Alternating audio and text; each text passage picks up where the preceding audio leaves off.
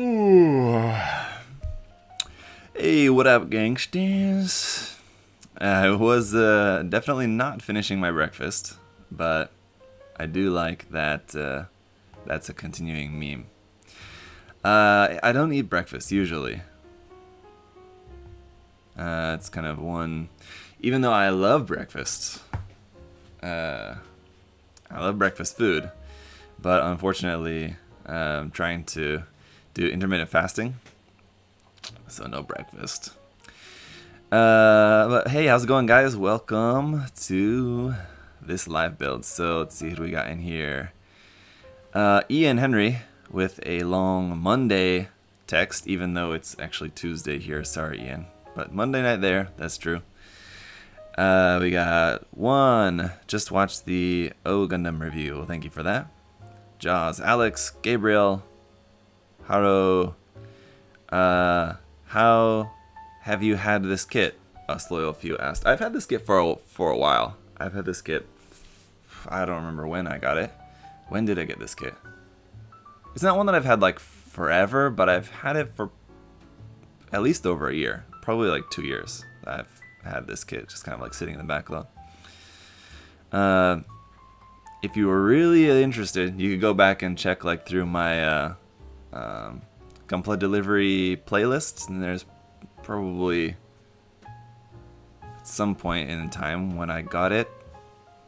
Either that or I got it right now. I don't remember. Anyway, Butterfly asked, is this a special edition model kit? No, it's not. It's just the regular original GNX. How long have you... Oh, how long have I had this kit? Oh, how long have I had it? Yeah, well, I kind of answered that question at the same time. And I see the Red Rock over there on Twitch. Hello, hi. Okay, so let's get into this. Hoping you guys enjoyed the reviews of the 00 HG kits that have been coming out for the past few days. Those of you guys who are 00 fans or just wanted to see something a little bit different. Hey, what's going on? There's Mike. Hey, Mike.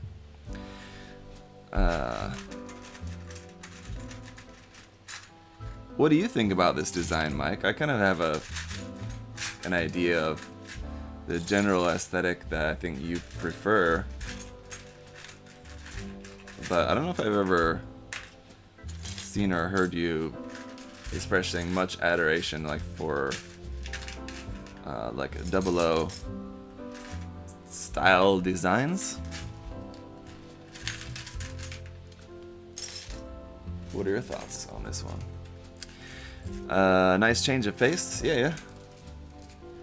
Well, like I said at the start of those, there's not a whole lot of Gunpla coming out these days. Well, not much that I'm able to get my hands on, as I'm sure a lot of you guys are also experiencing.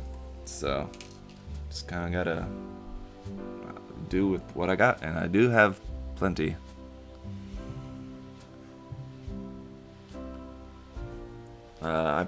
Texas said, I prefer the GNX 3 design, but with the GNX 1 waist. Yeah, there's some really interesting variants. This would be my fave from that series. Alright, well, there you go. Let's see. Yeah, the GNX 3, I'm trying to remember, because I don't remember them well enough to be able to remember which one's which, but is the GNX 3 the one that has the kind of like blades on the shoulders? If that's the one, then I don't really like that design, or that aspect of design, I should say. The whole like blades up on the shoulders thing is kind of weird. It's not really to my taste. And I don't know about you guys, when it comes to building 00 master grades, I am always just kind of annoyed building the GN drives, because they're very particular the way the parts go together. So, and more often than not, I don't really utilize the GN drives, so it's just kind of like, here, spend the first few minutes just like having to pay super close attention to how these parts go together, and then you're not actually going to use the parts that much. I don't know, it's cool that they have them, and they definitely kind of have to have them. The GN drives, they're really like integral aspect of the like Master Grade 00 kits. Like if you're gonna make a Master Grade 00 kit, you gotta have the GN drive, right? So that makes sense. But it's never an enjoyable part of the build for me. It's always kind of like starting off the build with the slog. It's like, I have to build a GN drive first. I could build it out of order, I guess. Let's see. I think the shoulder blades are on the Strike Build Fighters variant. I know they're on the Build Fighters variant. Yes, that's true. But I think they were also in one of the other like 00 variants. I think that's correct. That one of that aspect came from one of the 00 variants. But yeah, like I said, I'm certainly no aficionado on 00 designs. There's a lot of different variants and things like that that just kind of become a bit of a blur to me. So,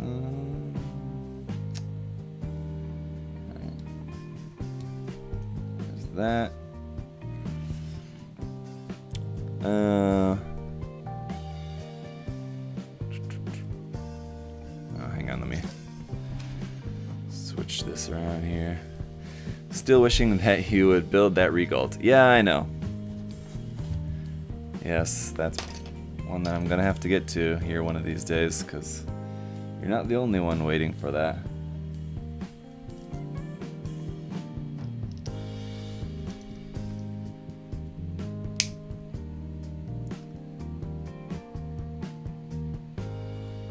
Then how did... do I have these in there wrong? Or those are just meant to stick out like that? These parts seem like they're supposed to move, but the way that I close that up, it feels like I did it wrong, because now it feels like they're not going to move, but it looks right, I think, according to the manual. Yeah, and there's supposed to be that little bit of a gap there like that, I think, right? So I guess that's right. I also had to, unfortunately, start off this morning being kind of annoyed. Let's see. Because, let me tell you guys a little something about life in Korea here. That they do this thing where some businesses will advertise basically by throwing trash, essentially. But here, hang on, let me just put this on here. I'll show you guys what I mean. Okay, there we go.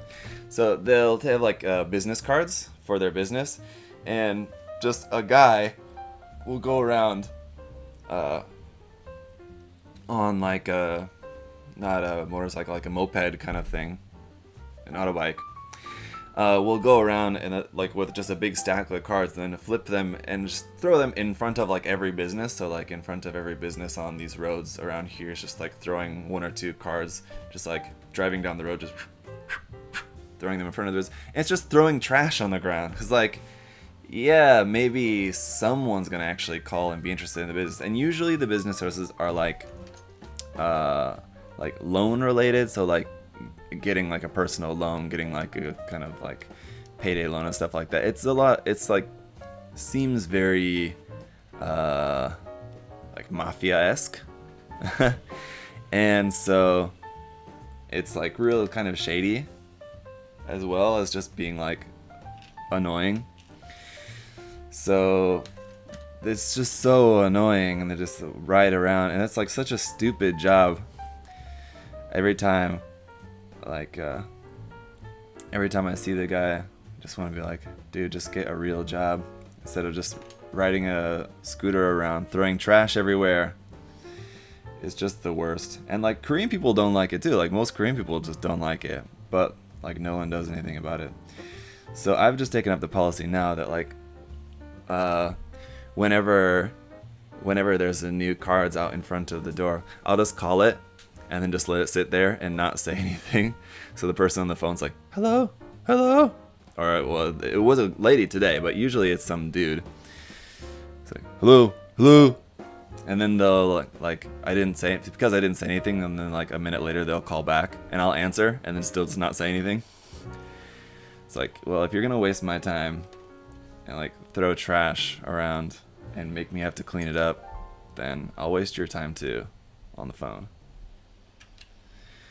So that was annoying. It just really annoys me whenever that happens. And because we actually saw the guy doing it today, because like a lot of times it'll just be like, I don't see the guy because it just rides past and throws the cars, whatever. But we actually saw the guy when we were dropping off our son at school right up around the corner.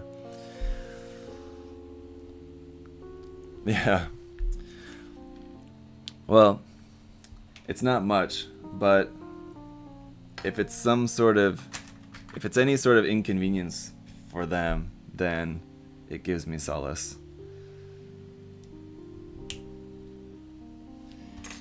Because it's so annoying. One of those like microaggressions, you know? I don't know if you guys have like heard about that, about like when you're living in another country and you experience microaggressions. That's one of mine. Let's see, but I saw there was some chat there that I missed. See, Chris is here. What's going on, Chris?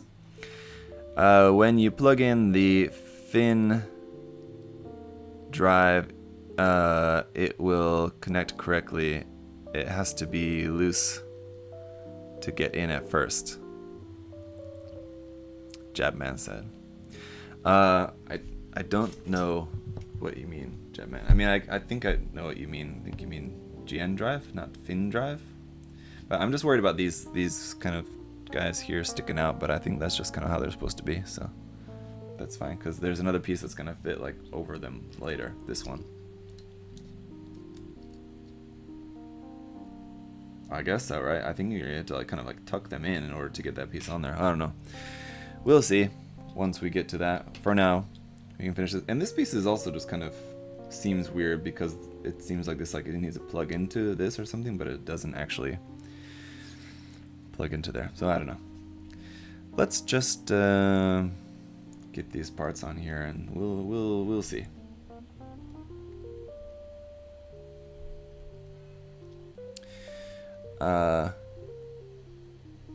They push in on the body. Someone said. We'll see. I'll figure it out, don't worry. It's just kind of weird.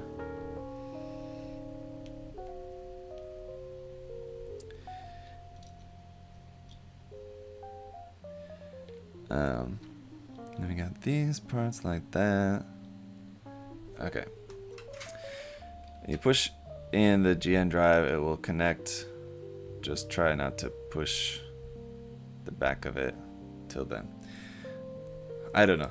It's hard for me when you guys are like trying to tell me how to put something together. It's hard for me to understand what you mean. I have to like actually do it. So don't worry. I'll figure it out once we get to there. That's much easier for me to do than to try to decipher what you guys are telling me. Sorry.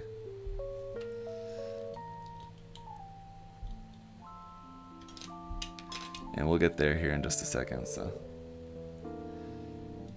it's all good.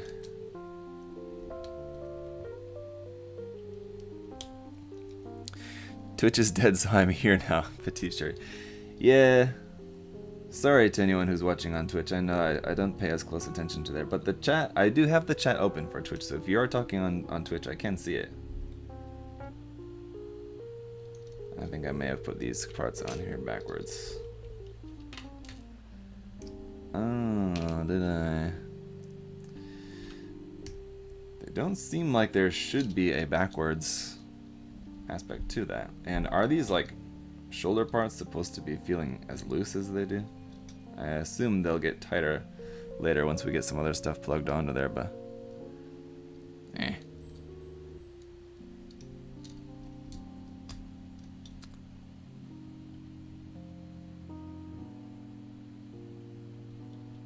Uh-oh. I heard it sounds like someone's at the door. It's the gangsters. They came. They found me.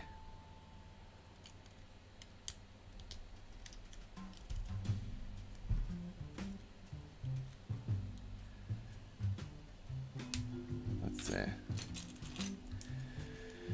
Alright, then our clear part. And this part. There we go. Let's see. It's pronounced Jinx in the anime, but GNX is cool too. Yeah, I've always said GNX, and Jinx just reminds me of the Pokemon.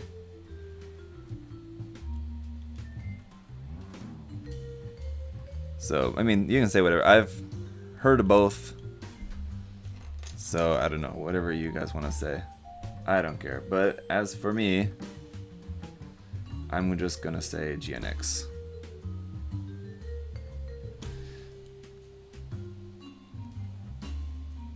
Hang on. Someone is here, but I think it's not anyone like that.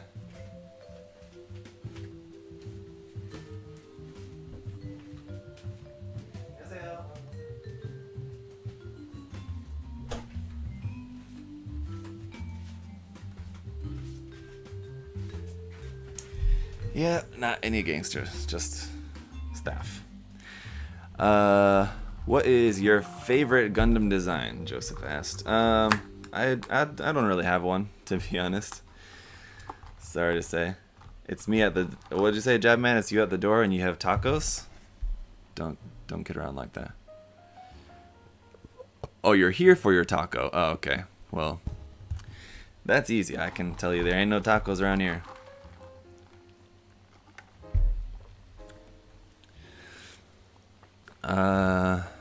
Let's see, what's that?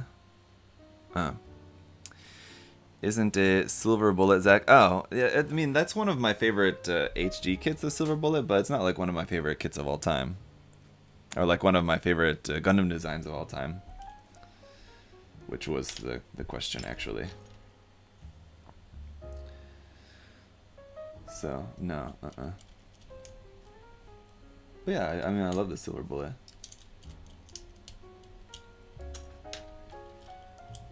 So are these parts on the side of the body supposed to be that loose? I'm guessing they're going to be tightened up at some point.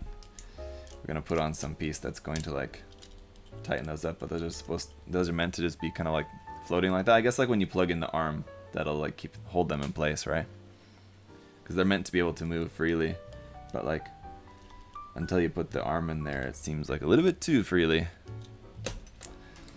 So that's okay. All right. Okay, this piece.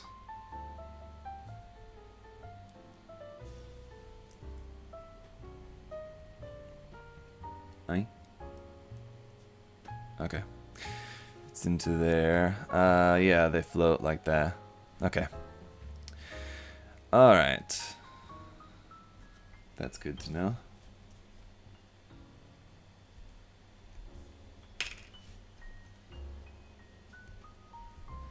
Now it's kind of like an annoying season where like when I put on the aircon, it's too cold, and when I turn the aircon off, it's too hot. So it's like always having to turn it off and on.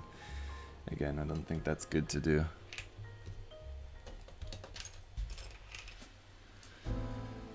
And then for this guy,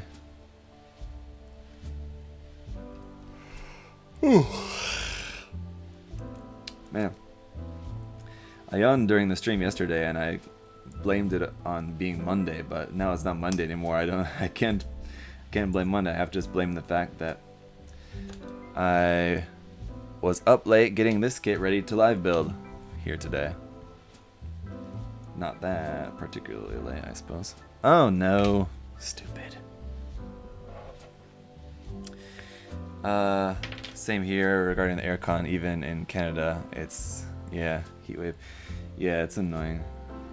Would you recommend the clear Hazenthal to raw dropping shortly in the US? I mean, clear color kits, it's totally up to you. Honestly, the the good thing about the clear color kits, I guess, if you just don't have the Hazenflay 2 raw, and like if you just want one, and if you're planning on painting it, then it doesn't matter if it's clear or not. You know what I mean? So like if you want to just paint it in like just the regular colors, it's a good opportunity to get a kit. Like if you missed it the first time around as like a P Bandai exclusive, their normal version, just get the clear version and just paint it. But if you're not painting, then I mean, just, yeah, as far as clear kits go, it's just up to you. They're usually not that appealing to me. Like the mechanical clear kits are pretty cool because then like there's some cool stuff that you could do, like painting them, like painting the inner frame, whatever, and like it's a cool way, especially like for master grade kits. Well, the mechanical clear kits are all master grade kits, I guess, but yeah, the mechanical clear master grade kits are a cool way to show off the inner frame. But as far as like the clear color HG kits, they don't really have much appeal to me personally. And especially like an advanced Zeta design, it wouldn't be something that I would be personally very interested in. But like I said, if you missed it the first time around and you just want to paint it, then good chance.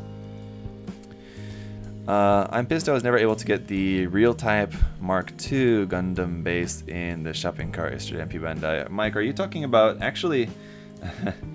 Are you talking about the Real Type color Mark II, like the silver colored Mark II Gundam? Is that what you're talking about, the Gundam base one? Because I'm actually going to the Gundam base tomorrow, Mike.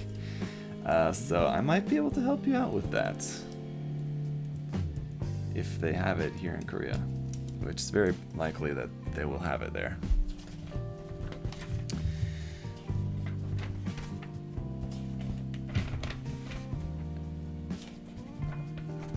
I'm just skipping ahead to where we put in the GN drive because I just want to go ahead and do that now while we're here.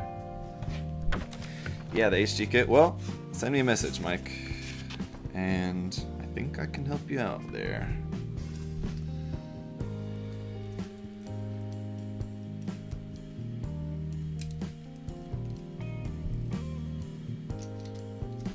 Alright.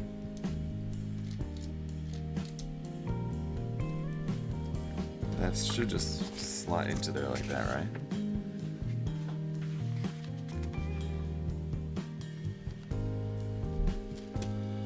Maybe they're supposed to...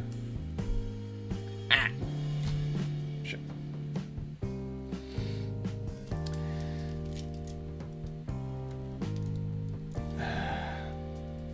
Is that just supposed to fit in there like that? Because it's not fitting in, I feel like. Oh no, those parts are supposed to be pulled out. So okay, so that goes like that, and those. Okay, I'm dumb. I need to actually look at the instructions. It said to pull this part out, and so I was just thinking like, whatever. Anyway, so yeah, that pulls out, and that's what causes these to. I thought that you would just pull them out manually, but there's like a mechanism in there for those to shoot out like that when you extend this out. Okay, that's cool. I didn't realize that. Okay. This is why I don't like building GN drives.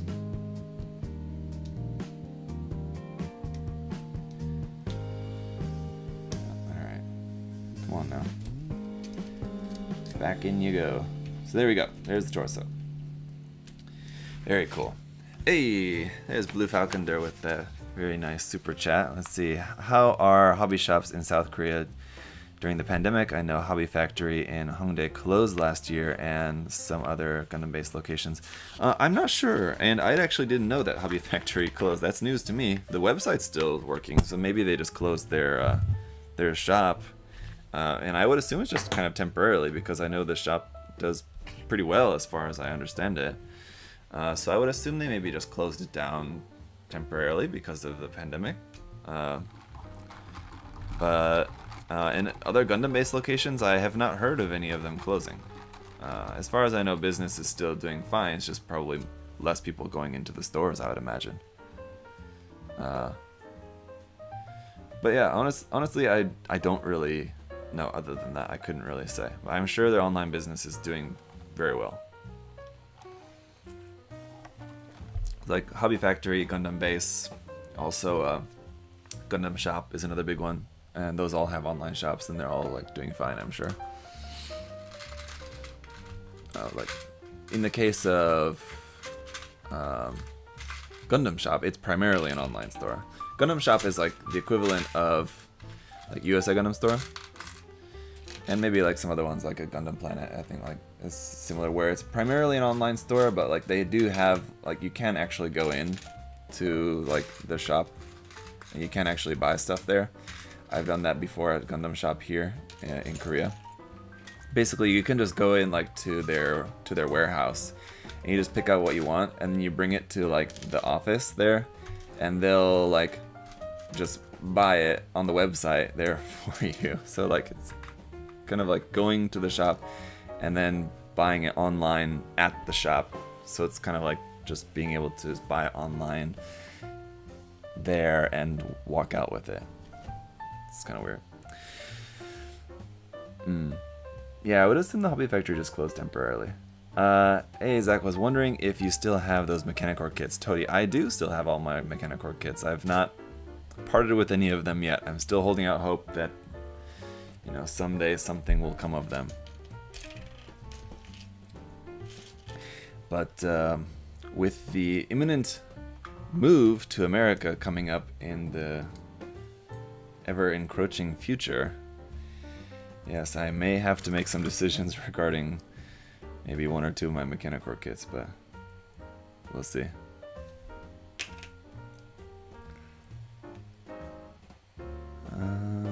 PC 15. Okay, goes like that. And into there. Okay. Let's see. What are your thoughts about the GNX so far? So far, it's, I mean, there's been a couple of weird bits, but I feel like it's just one of those that's kind of just going to come together later on. At the moment, just kind of feels kind of weird. I don't like how loose these kind of feel at the moment. These kind of big, like, binder section things, they're a little bit looser than I would have liked. I wish that there was a way that they kind of, like, locked into place. But yeah, we'll see. Still very early on in the build, so I'll reserve judgment for now. But I mean, essentially, it's what I would expect. It feels like a pretty standard master grade at the moment.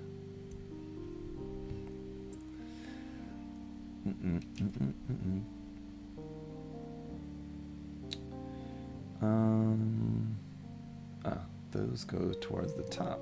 Okay.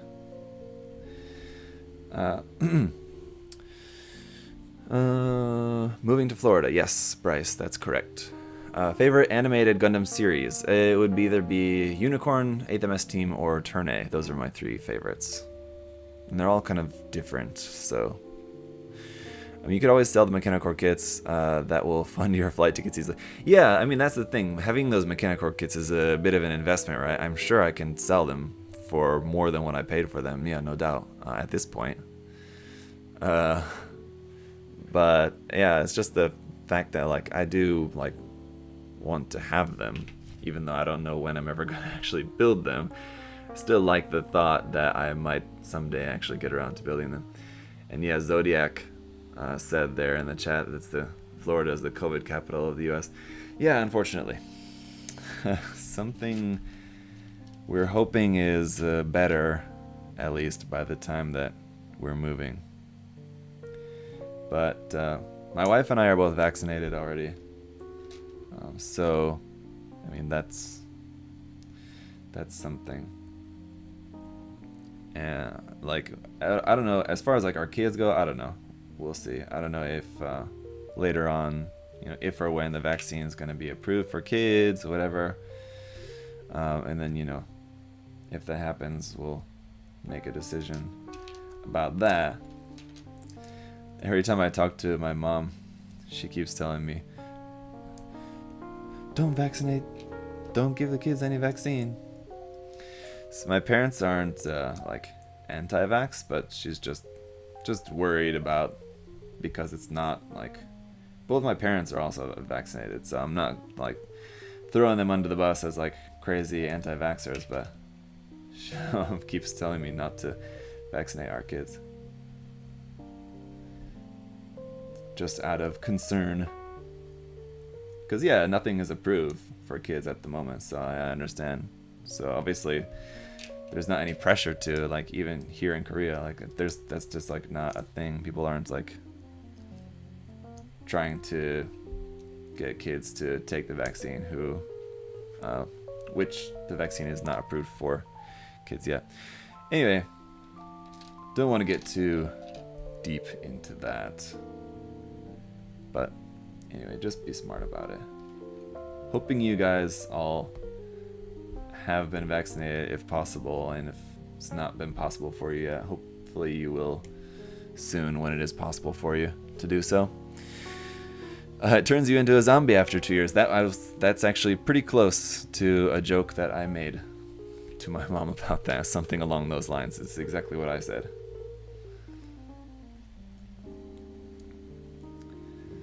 Yeah, it's silly. Team Pfizer, where you at? It's weird. I think, like, I didn't really pay attention because, like, my wife made the appointment. Like, I just went and just got the vaccine, whatever. But I thought, like, our first shot was AstraZeneca, and then our second shot was Pfizer, I'm pretty sure, which I just went along with. I was just like, okay. But I wondered, I was like, can they mix those? And I think that's what we got. I'll have to ask my wife. I just didn't really care because I assumed that she was paying attention to what's going on for, like, something like that, right? It's like I said, she made the appointment. Like, obviously, the whole process all in Korean, whatever. So she would know, and the hospital would know too. Like, that was the other thing. I just thought, well, the hospital knows. They have the records of what we got the first time around, so they wouldn't give us, like, the wrong one now, like, for our second shot. So I just kind of went along with it. I guess I'm just a sheeple. What can I say? But anyway, we're still, like, even with the vaccine, we're basically still wearing masks all the time, any time we're in, like, a public space. So and, like, everyone is, and that's not like just us, like, our decision. Like, it's like because of the Delta, we're still getting, like, lots of cases here, and I know it's the same, like, in America. Oh no, it's got one of these, like, just floating wrist pieces. I hate that. That's annoying. That's what I don't like about the early RG kits. They had that as well. I don't like that. Not one bit. The first I know with mixed vaccines. Well, yeah, I'll have to check on that. I don't know. The cocktail mix, yeah. I should say, I don't know for sure if that's actually what happened, but, like, I wasn't really paying that close attention. So that could be or it could not be.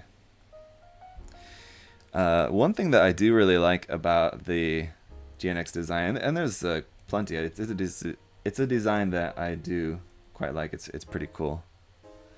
So I've always kind of liked it, and that's why I have the kit. That's why I've always been looking forward to building the kit. Oh no, that's the wrong piece. And why I've built a number of the different high grade variants. Just it's my first time ever building one of the master grades. But anyway, so yeah, one of the things that I really like about it is its hands. Its kind of claw hands are quite a cool, unique aspect of the design. You don't see many claw hands in the Gundam universe.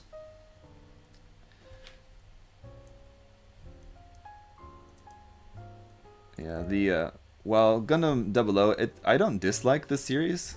It's fine. It's a fine series. It's just not, like, one of my favorite series. It's not one that, like, have, like, a really fond memory of, and, like, I look forward to going back and like rewatching from time to time. I just don't, like, have, like, that kind of feeling about it. But there are a lot of really cool mobile suit designs from the series, like the lead mobile suits and also the enemy mobile suits. There's a lot of really cool ones. I used to really like the throne designs in my younger years. I've kind of, like, lost interest in that. Does that happen to you guys? I want to like do a post about that, because there's been like mobile suit designs, or like also it happens with like Gundam kits. There's been like kit designs sometimes where I used to be really interested in, or like I used to really be interested in the design or whatever, and then like, but later on I just kind of found myself not having that same interest in the particularly design or the particular kit, for example. So like the throne designs, like for example, like at a time those would have been like really high on like my kit wish list, or like that I wanted to buy when those HG kits came out. But now I don't think I would ever be interested in building them, to be honest. There was another one. Shit.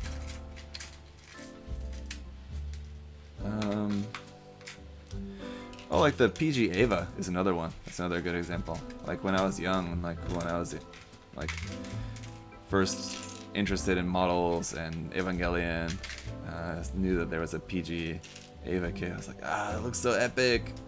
But like now, later on in life, I'm glad that I never spent the money on, because it's an expensive kit on the PG Ava, because it's just not that good of a kit, like based on everything I know about it. It's fine, and I mean, like as with any kit, I mean, like, you can make it look fine, you can make it work, but it's just not some. I just wouldn't really be interested in doing that at this point in time.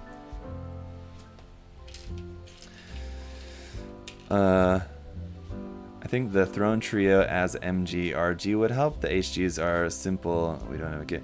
Yeah, that's true as well. While a lot of the HG00 kits are pretty good, there are some that are just kind of like, because of the proportions of them, they're just not as attractive as other ones. And like, yeah, those HGs, they just don't really do the designs any favors. I think those HGs just aren't really some of the better looking ones from the line. Like a couple of my favorites from that line of the ones that I've built, and I certainly haven't built them all, but a couple favorites would be like the Gadessa Gorazo line of kits, and I have built 2 of those. I think there's 3 different ones, right? I've built 2 of them, and those are really cool, really nice kits. Those designs I think would be kind of hard to mess up.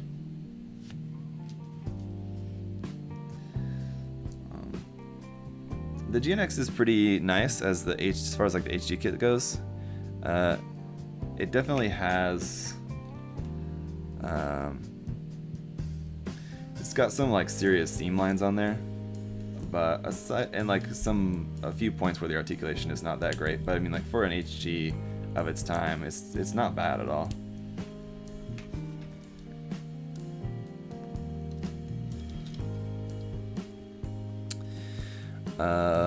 Do you still have the Ellen Kshatriya? Zaku asked over there on Twitch. Yes, I do. Still have that one as well.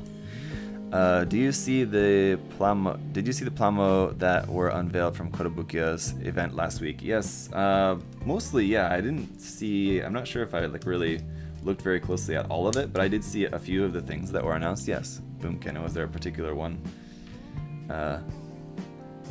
in general, or that I should, or that you think that like I should look out for, that you thought like would be especially of interest to me? So there's another. They already announced the Chaos and Pretty, like Megami Device Chaos and Pretty Alice kit was already like announced for pre-order, and then they announced another one of those, right? What was it?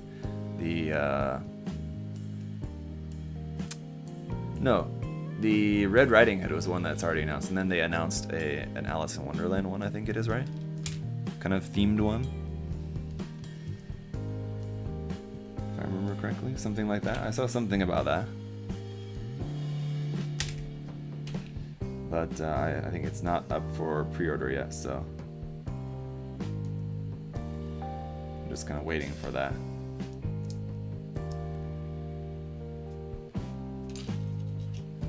Will you do a live build of the MG Virtue when it releases? Yeah, definitely.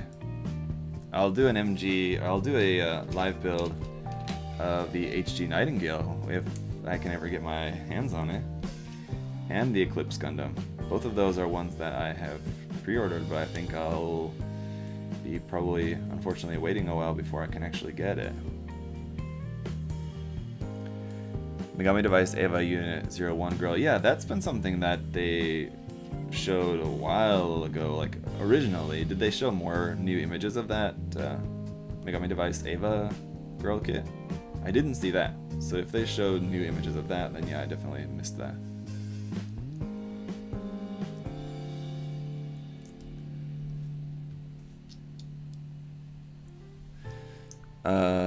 That pretty Red Riding Hood kit looks amazing. Yeah, it does look really cool. I'm looking forward to that.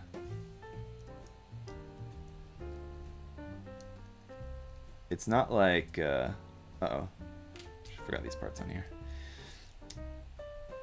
It, like, the promo images, like the first promo image of it that you see, like, I think it, like, does a really good job of making it look more interesting than it actually is. Like, when you look at, like, all the promo images, it's not that different from, like, just a regular, I mean, it's a variant, right? So that's how the Megami Device variants go. I mean, they're usually not that different, but they do a really good job of dressing them up to make them look really different at first, just by like completely different color schemes and like just swapping parts around and things like that. But then, like, when you look at it, you realize, oh wait, that's that part from over there and that's that part from there, and they just kind of moved some stuff around and added like 2 or 3 new parts. That's it. Did I pre-order the RG Hainu? Yes, I did pre-order the RG Hainu. Again, fingers crossed I can actually get it once it releases, or I might be waiting for that one as well. It's very likely. Lots of new Mecha Musume kits announced. Yeah. How about the Arcadania line and the GSC's Maydroid line? The Maydroid kit, I have that coming. That's on the way. So yeah, that Motoroid, the Good Smile Company Mecha Musume kit, I do have that on the way. So that's coming. I'll be reviewing that. But there's a bit of a line for the Mecha Musume kits. So I already built and recorded the review for the Baselard animation version Megami Device kit. That'll be the next review that I'm going to edit and post that video later today. Then I also built the new Nuke Matrix Fox kit. That review will probably be tomorrow or the next day. And then the next one after that is going to be the next Attack Girls kit. What's the name of it? The brown Attack Girls kit that has like the kind of eagle thing in it. The Huangzong. I'm sure I'm not pronouncing that correctly, but yeah, that'll be the next one. So yeah, I've got a line of those waiting to be built, and yeah, there's more on the way. Always continues to be more. There were some rumors that an MG Verka kit is coming before the end of the year. Did anyone catch the source of the rumor? I have not heard that, and I would definitely not bet any money on that. I really don't think we're getting any MG Verka at the end of this year.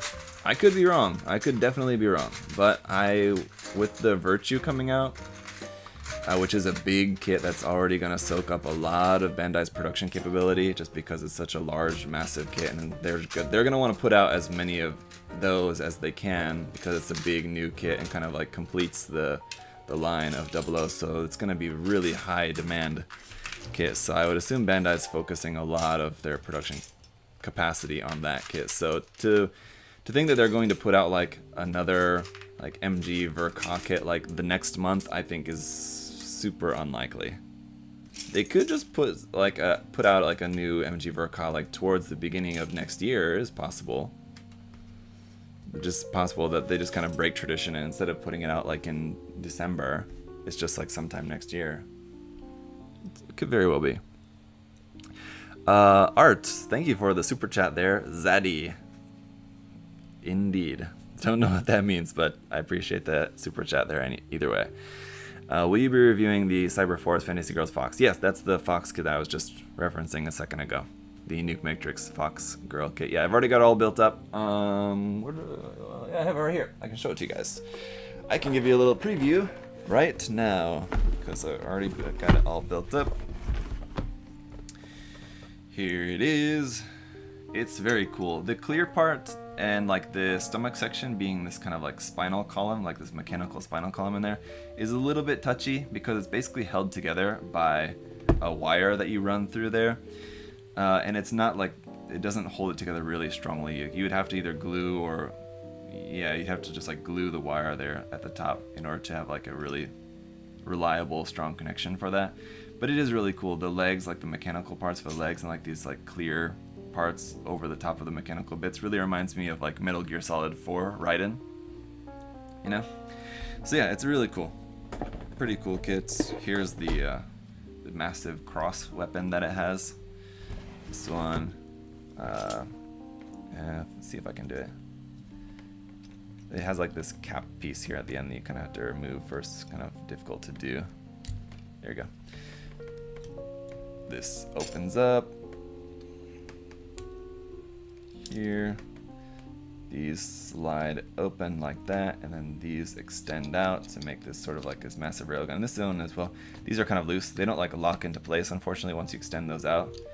But those extend out there like that, and this back end here also extends out, and there's like an vent that's exposed when you extend that. And these parts here on the side just kind of rotate just to expose some hard points there.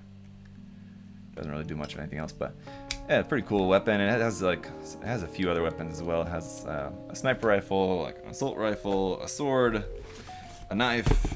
It's decked out. Ryan Croft, how am I today? I'm good. I'm feeling good, thank you. Another thing that I'm going to be working on later today, I'll just kind of sidetrack here, give you guys a preview. I'm working on the RG Sinanju. So I asked you guys about this if you saw my post like 2 weeks ago or something about the RG Sinanju, if you guys would like to see me revisit that kit. And overwhelmingly, you guys said yes, you were interested in that. So I got it. I'm working on building it up. I'm working on that video, revisiting the RG Sinanju, and addressing some fixes for some of the issues that the kit has. So hopefully you guys will enjoy that video when that comes out. Hopefully you'll find that interesting. So that will be like a 2-part video. Kind of the first part just going over like what I just said, all the fixes and everything. And the second part will be just like me, like my actual work in progress of like just painting it, whatever, which will not be addressing issues of the kit. It'll just be showing you guys my painting of that kit. So yeah, it'll be kind of less substantive. Anyway, didn't you have a Rosen Zulu resin conversion kit for the MG Sinanju? Bryce, yes, I do have that. That's true. It's another one that will hopefully be built someday. That one I'm definitely not getting rid of. I don't think I'll get rid of probably any of my resin kits that I have, because the nice thing about resin kits is that the boxes are pretty small, so it's not as much of a hassle to have to send them, not like the Mechanicore kits. What I'm thinking to do with my Mechanicore kits in order to be able to take them with me and not have to sell them ahead of time is to just like cut off all the parts ahead of time so that like I can just save space. So just like cut off all the parts and just put them into the bags, like all the parts for the left arm all into one bag, all the parts for the right arm into one bag. So like I just have all the parts in it, saving a bunch of space in the box, and then just fill the rest of the box with just like a bunch of other just like snapped kits and stuff that I just kind of just pack into there. So that like I'll still take the like original box and all the pieces and everything, just this won't be built. Also, I hate to keep asking, but will you be doing any more Mortarhead reviews? Builds. Rising Star. No, I mean I've just got the this one here, the Wave.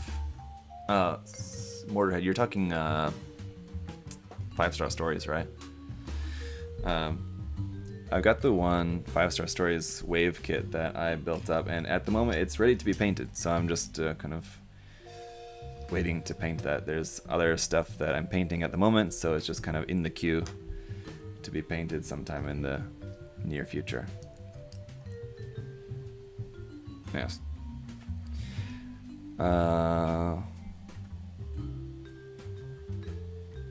Let's see. It's a good idea. Yes, I think so.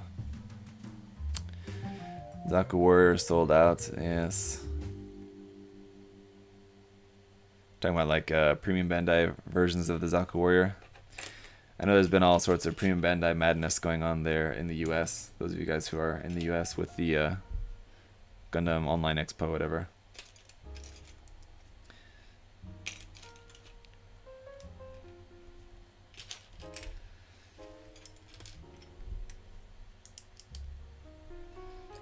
Alright. Interesting, little bit of articulation there.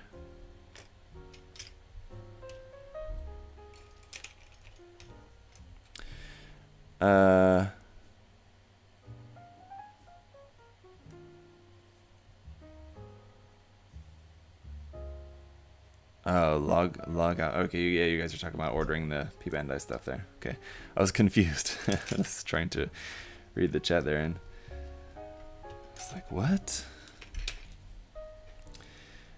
Right. Did any of you guys score some cool P Bandai stuff or Expo exclusive stuff from the recent online events that's been going on there in the US? And there's been a lot of stuff on the website available for you guys, so I'm sure you've been able to find something cool.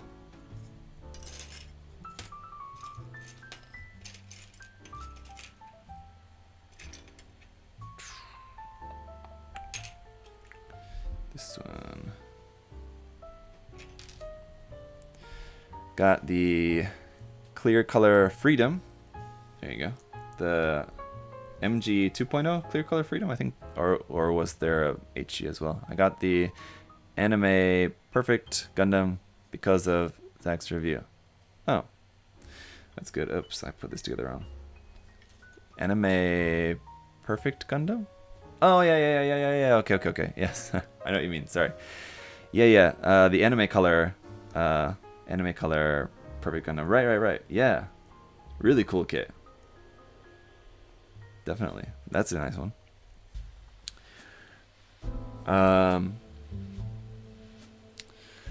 Let's see. Both, but I got the MG 2.0. Yeah, so there was a clear color Freedom MG 2.0 and also a clear color HG Freedom. Is that right? Yeah, I think the MG would be more interesting. Let's see.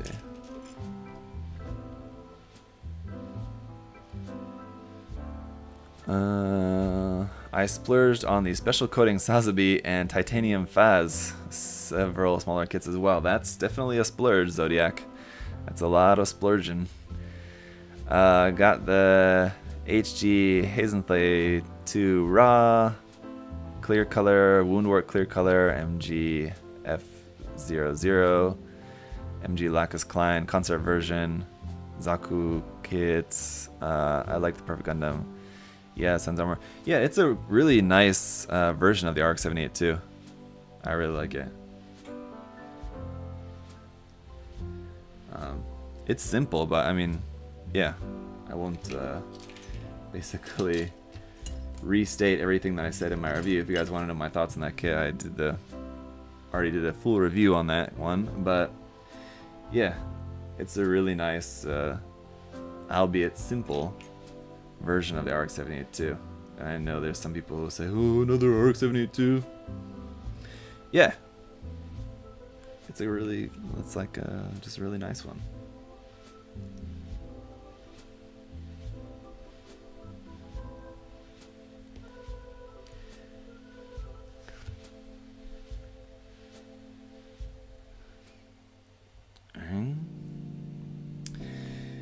Bandai not making more RX-78-2s would be like Disney not making Mickey Mouse stuff, or like Pokemon not making Pikachu merch. Like, right?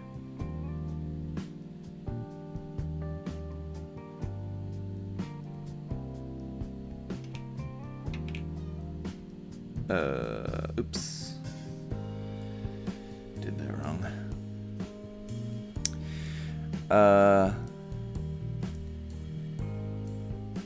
Let's see. Not really from the US, but managed to snag 2 Hazenthlays and looking for a KR2, which evaporated. Yeah, I can imagine so. KR probably one that they just, number one, just probably didn't get, or like they probably don't have like as many allocated of that particular kit. So there probably wasn't as many that they would even have available.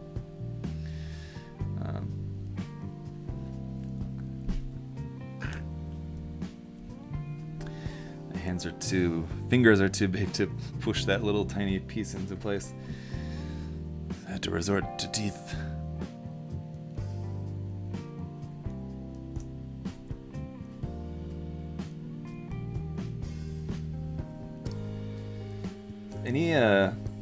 So yeah, I guess I mentioned earlier that I'm actually going to the Gundam base here in Korea tomorrow. So anything in particular you guys would like to see me review from the Gundam base? I'm not promising that like I'm gonna go there and pick up like 7 different kits, but like if there's something in particular that you guys are like really super interested that you would like to see me review, I guess let it be known, and I'll certainly take that into consideration because I'm going there tomorrow, and I assume they'll have probably mostly everything. When I've been there in the past, they usually have most everything there. Review the Pink Zaku? Yeah, that's one I'm just not really interested in, sorry. Especially just because I've already reviewed that kit, like the Zaku Warrior, Zaku Phantom. I've already reviewed like 4 different versions of that kit, and like I'm just really not interested in the pink version of that, so yeah, that's probably not gonna happen, sorry.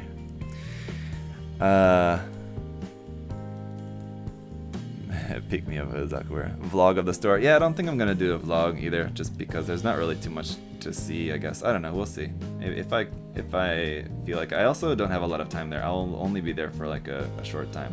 I'm going there because I'm going to Busan for something else, and it just happens to be nearby. So anyone else have this experience with this kit? How these parts just kind of don't want to close up entirely? It's kind of bothering me, and I don't know if I should try to fix it or if it's just kind of how the kit is. And this one here on the bottom too. It's like trying to close that up, and there's just a bit of a gap there.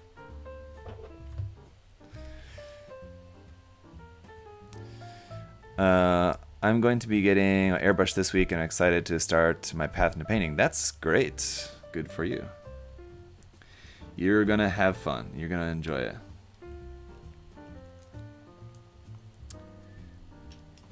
it. Perception said, yeah, this kit falls apart. There do seem to be a couple of loose bits. I have noticed that, yes. But let's see.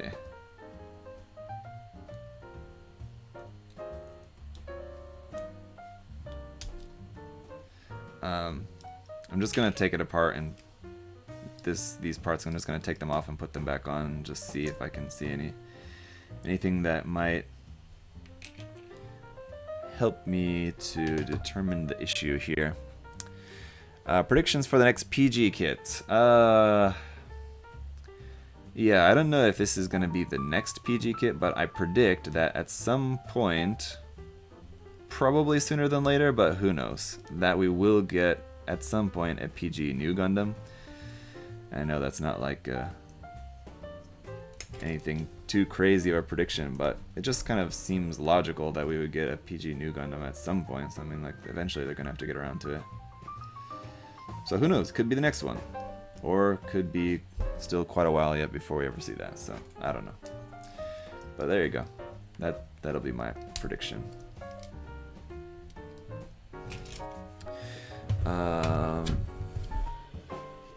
PG full-size Haro, 1-to-1 scale Haro, that would be cool.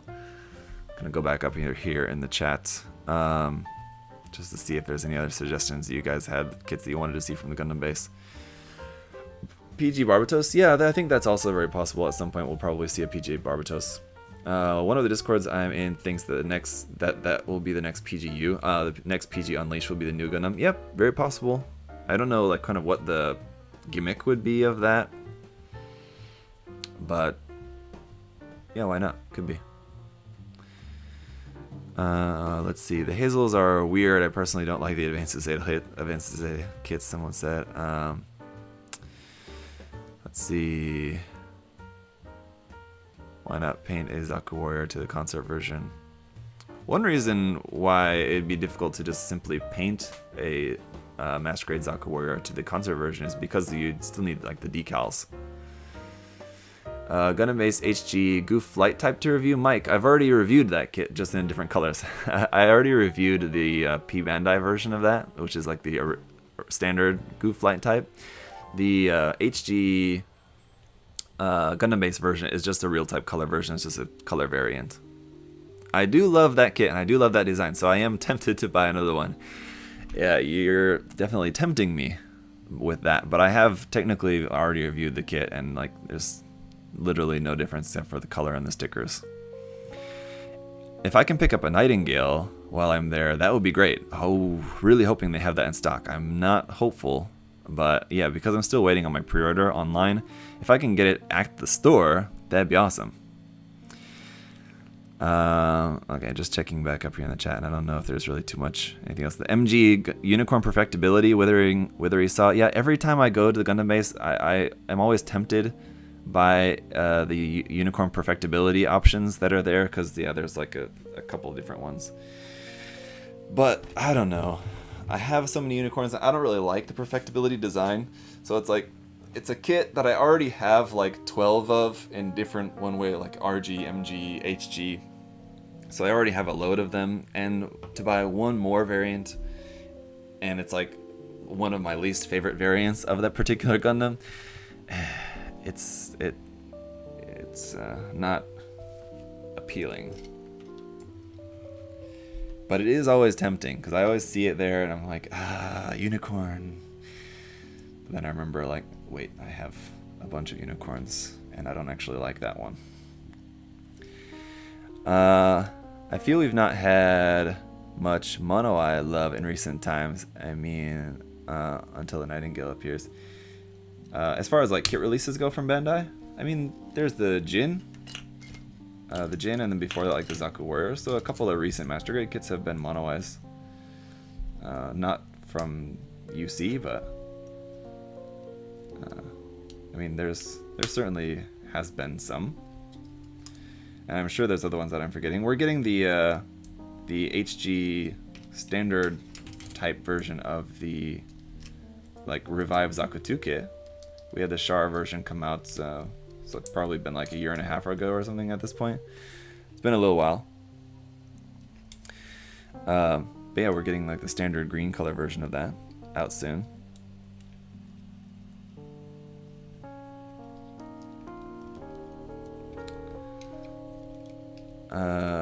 What would be your next MGEX predictions? I don't know, because the thing with MGEX, even more so than with the PG Unleashed, I think like the whole point of the MGEX is to really push a particular gimmick of it, and so like with the Unicorn, it was the lighting gimmick of that, right?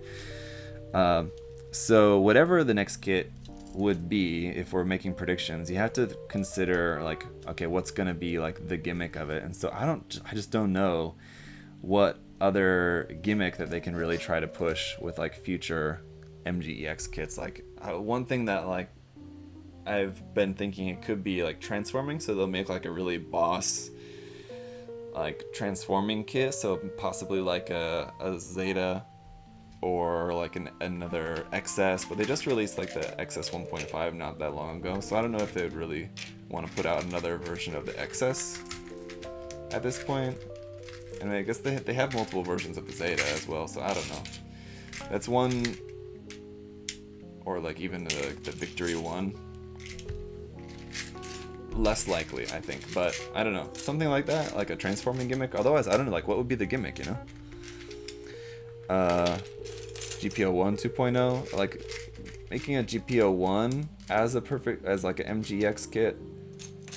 They could do it like similar with the PG, where they make it like the gimmick of the MGEX is that you can swap the armor. So like number one, it's like partially transforming, yeah, and then the other gimmick is that you can swap the armor between the full Burnin or the regular Zephyranthes.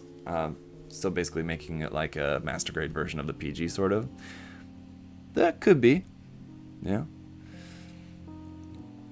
MGX Core Gundam? I mean, that could definitely be cool. Yeah.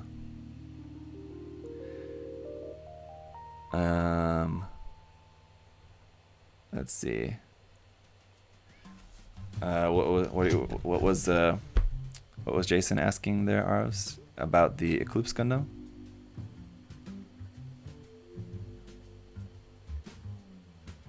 Sorry, I try to go back up in their chat.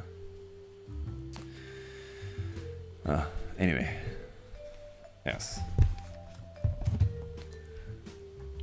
Have you tried the Gundam-based weapon system sets? Yes, I've got a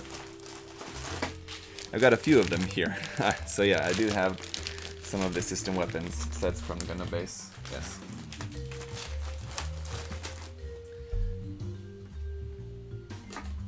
Yep.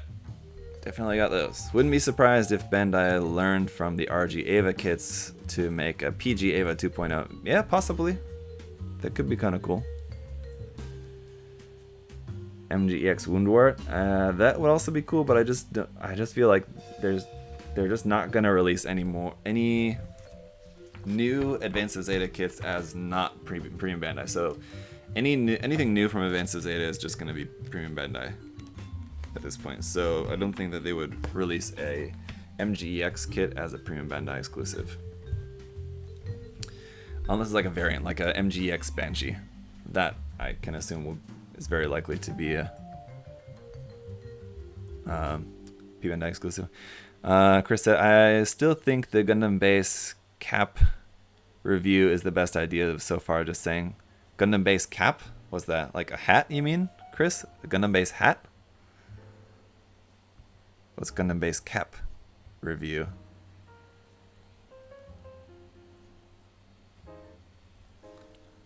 What are you talking about? MGX Sazabi with insane panel opening gimmicks, backpack funnel gimmicks. I mean, to take it like even one step farther than the MG Verka, that would be pretty crazy.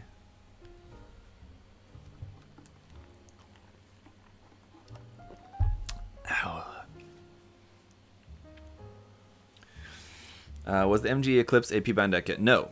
But apparently it is essentially like a P Bandai kit in that they've said they're only going to be making it one time, apparently.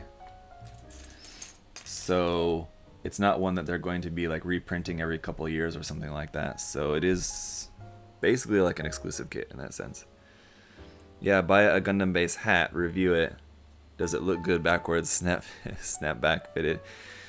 Okay, if they have hats, I will definitely think about that, Chris. I don't know if they have hats, though. As if they have hats, I very possibly would have bought one already at this point in time.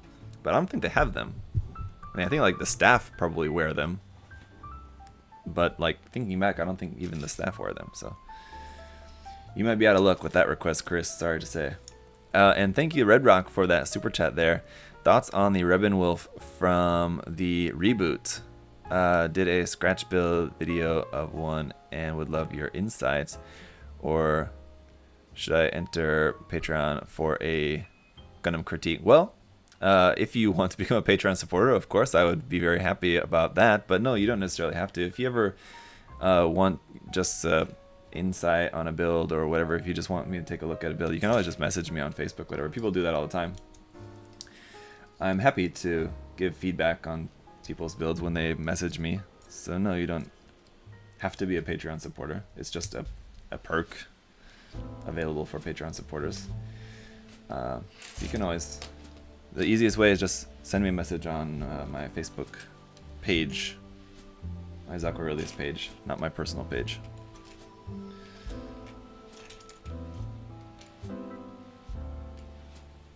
Man, I'm kind of hungry. Shit. I have a salad here for lunch, but I don't think that's going to be enough. I think I'm going to have to go out and get something else. It's just me, or is the stream a bit choppy? It could be. From time to time, my internet gets kind of weird.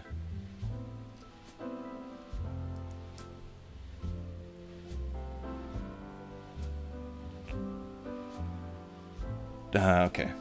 I was putting these parts together and thinking, like, it feels like I'm missing something. And I'm glad I double checked because I definitely was missing this piece here. MGX Kapul, I would love, I'm not an MGX Kapul, but I would love just a nice HG Kapul. An MG would be dope, but I'm not holding out any hope for that. I'm just hoping for just a nice HG.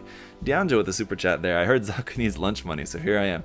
Thank you, Dianjo. That's that'll buy a nice roll of kimbap. That would definitely hit the spot. Thank you. Except that my wife told me this morning that like one of the kimbap shops here, like in our neighborhood, recently like someone went there like who had COVID, so like we got there was like a message sent out this morning to like everyone who like lives in this area. It's like, oh, if you've been to this kimbap shop like recently and within the past like 2 days or something like that, then you have to come in like to get a COVID test. So my wife asked me this morning, she's like, have you been to that kimbap shop recently? Like, no, why? And she told me that. So won't be going to that one, but I never go to that one, so it's not a big deal.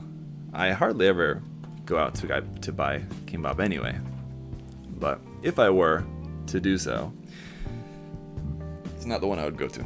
But anyway, thank you, Dianjo. I appreciate that. RE Sumo is possible, dude. Yes, I would love an RE Sumo. That one as well. Like an HG would be fine. I would be happy to just have a nice HG Sumo, but an RE would be really cool, like to go along with the MG X, turn X and turn A, to have like a 1/100 scale Sumo. And I think it would be like perfect. I've mentioned this before, I'm sure.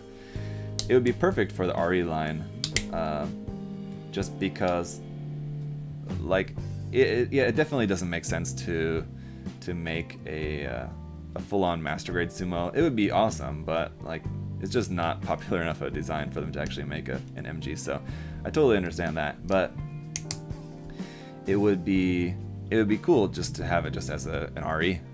I'd be very happy with that. Homemade kimbap is miles better. Yeah, maybe in America, Chris, but not here. It's just not better, and it's not cheaper. I can go to the store, and it's like $2 for a roll of kimbap, and it's good. Or like making it at home, I have to buy all the ingredients separately. So you have to buy carrot, you have to buy tamuchi, you have to buy like the actual seaweed paper, the rice. You have to buy, what else is in there? Ham. You have to like Spam. What else is in there? Shigumchi. You have to buy all the ingredients separately, cut all the ingredients, and then make it. It's like such a chore. And then like, yeah, it would probably be pretty good. Yeah, it would be good, but better than just like paying $2 and just getting like a good one from the shop? I don't think so. My mother-in-law would look at me bad if I went to a store-bought. Dude, that's just silly. I don't know of like, I mean, I'm sure there are people, and I think like my mother-in-law has made kimchi, or not kimchi, has made kimbap before. But I mean, I think it's pretty common. Most people here in Korea would just buy kimbap. Making kimbap is not like that common, as far as I know, in like all of my experience.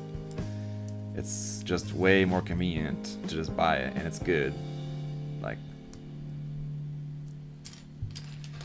we're not talking about like comparing like homemade hamburgers on the grill compared to like McDonald's hamburgers. It's nothing like that. Like kimbap from the store, like kimbap from the convenience store, yeah, okay, that's one thing, but kimbap from like an actual like kimbap nara is good. No, I don't think anyone here in Korea would like scoff at that.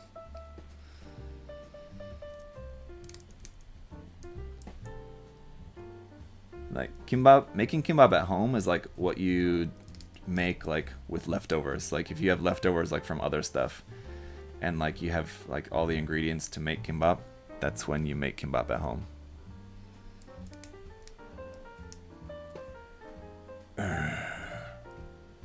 Do I have these parts on here backwards, or what the fuck? I think I do.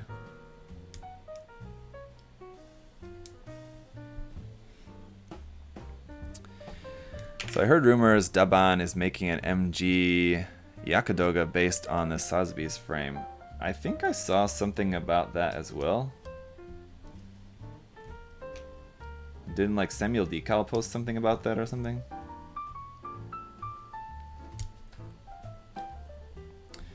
That would be cool. I mean, as y'all know, I love the Yakutoga, but you know, I'd much rather if it was just actually something from Bandai.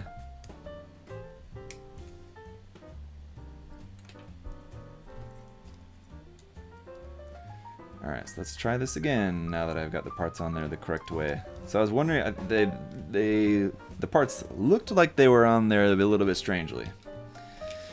So again, I'm just gonna blame you guys, because one of y'all should have noticed that and let me know.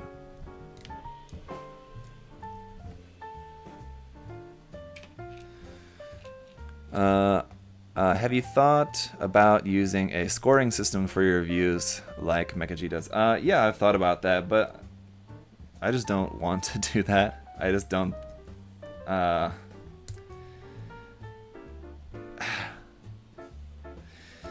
Now you've done it. Now you're gonna throw me off onto a tangent. I just don't think that's. I mean, like, if you got, I mean, that works for him, and that's what he does. That's fine. I'm not saying that the way that he does it, or like anyone else, any reviewer who reviews Gunpla, if they use a scoring system, I'm not saying they're wrong. It's just, in my opinion, for me, I just don't think that it's the right way to go about it. For me, for the way that I go about building kits, for the way that I go about my reviews. Because it's just kind of really arbitrary to like assign a score or like a gold or silver or bronze, whatever, to kits. Like, you know, because the majority of kits are good or fine. I'll let you guys know in the review, like, I'll let you know if I think the kit, or like where any negative points of the kit might be. So like if it's got a seam line here or there, if the stickers are kind of annoying or whatever, just kind of like the normal things wrong with the kit. And then like, I think it's just that I have enough faith in you guys to be able to make up your mind, like whether you want to get the kit. I'll let you know, here are the good points, here are the bad points of the kit. If you want to get the kit, then that's fine. But I feel like if I put like a grading system on it, and like, I don't know if I would ever give a kit like a bronze tier. Like, there would be so few kits that I could think of, and like all the kits that I reviewed that I would think that I would ever give like a bronze tier. It would overwhelmingly all just be like gold tier, and then that's kind of like no point to that. But like, yeah, I just feel like it just makes a lot more sense for me to just be very straightforward. Be like, yo, here's the good points, here's the bad points. I think the kit looks pretty cool. If you guys agree, you know, pick it up. There's not any point to making like a scoring system. Then just kind of makes it more complicated than it needs to be. Yeah, like Blue Falconer says, buy the kit if you like it. What matters if you like it, not to mention MGK handles. It's like, I know, well,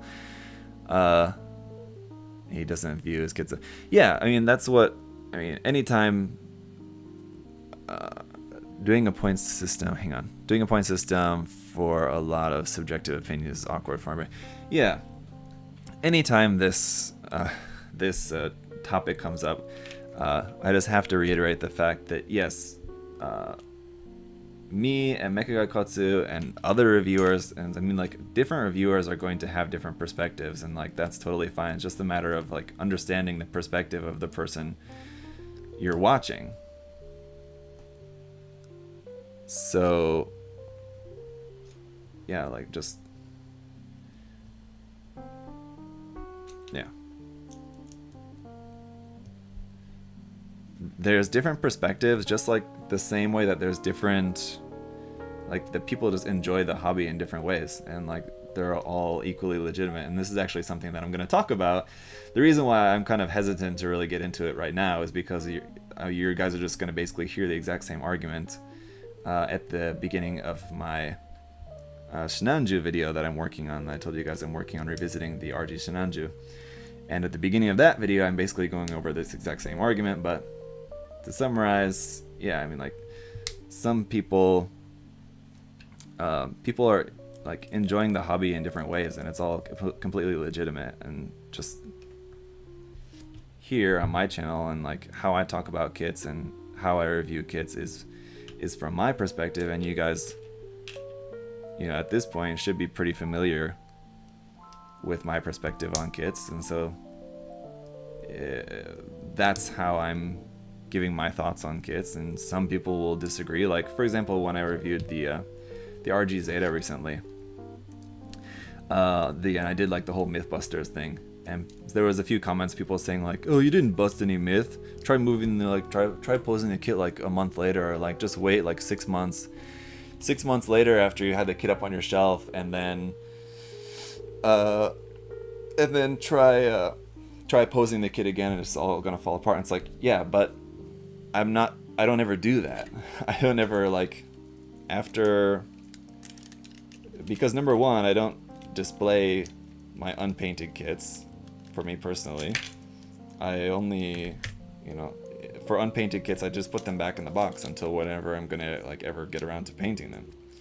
And then at that point, once I've painted a kit, I just pick a pose and stick with it. I don't move the kit around or anything. So, like, the fact that kits get weaker over time, yes, that's something I think we're probably all totally familiar with. Everyone knows that's a thing. There's no point in me, like, making that a part of the review.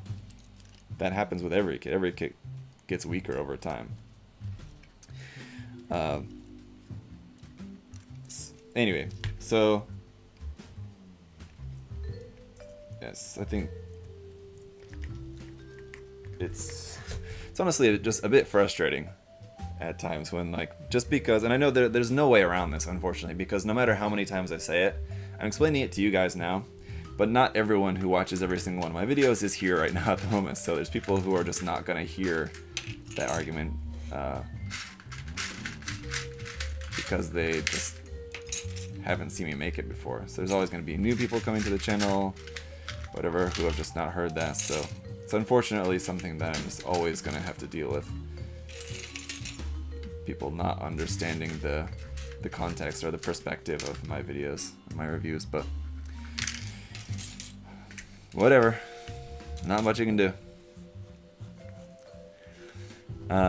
There was some stuff here in the chat that I missed I wanted to go back to, so let me see here.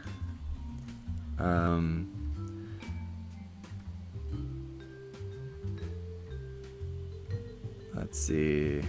Buying a kit off the basis it looks cool after you have a future project to address its shortcomings. Yeah, I mean, that's the most important thing. And I mean, that's why reviews are really helpful, because you may see like a couple photos, especially for older kits. They're harder to find like official promo images for, because they just didn't do that as much like 15-20 years ago for those kits.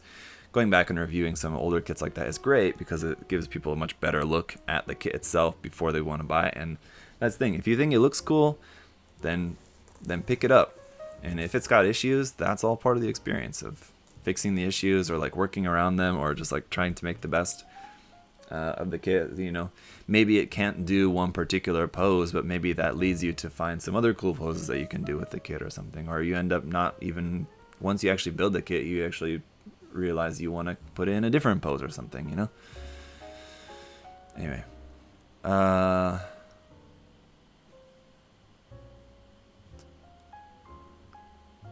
Let's see. I love review scores, but also I hate them, basically, Arb said.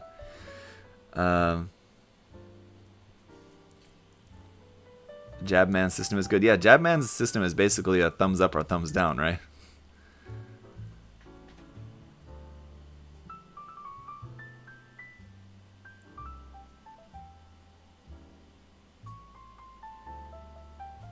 Yeah, and Arv's also apologized for bringing the subject up. Yeah, no, it's perfectly fine. I don't mind at all. It's something interesting to discuss, definitely. Yeah, exactly. Chris said you can't please everyone. Of course, yeah, totally. Not being able to please everyone is something I've, been living with for a good while. Totally used to that.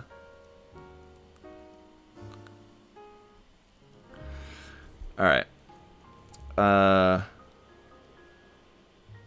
Let's see. Just put the kit in the big dick standing pose. That's all you need. Yeah, or the dick out standing pose is how I think we usually refer to it with Josh. But yeah, dick out pose. And I posted about that. I don't know. Let me see. I posted about that. I don't know if you guys saw a few days ago. I asked if you guys wanted to see a posing video, and a lot of people said that they did. So I will try to do that. Or at least I stopped trying to please Chris ages ago. At least it's good to know that Chris is still trying to please me by listening to me when I point out the mold lines on his kits.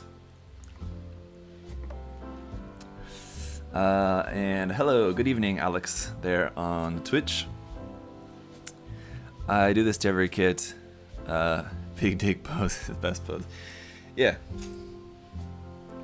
I still prefer dick out pose, but whatever you want to call it. In the anime Chad pose, yes. Exactly. Sorry.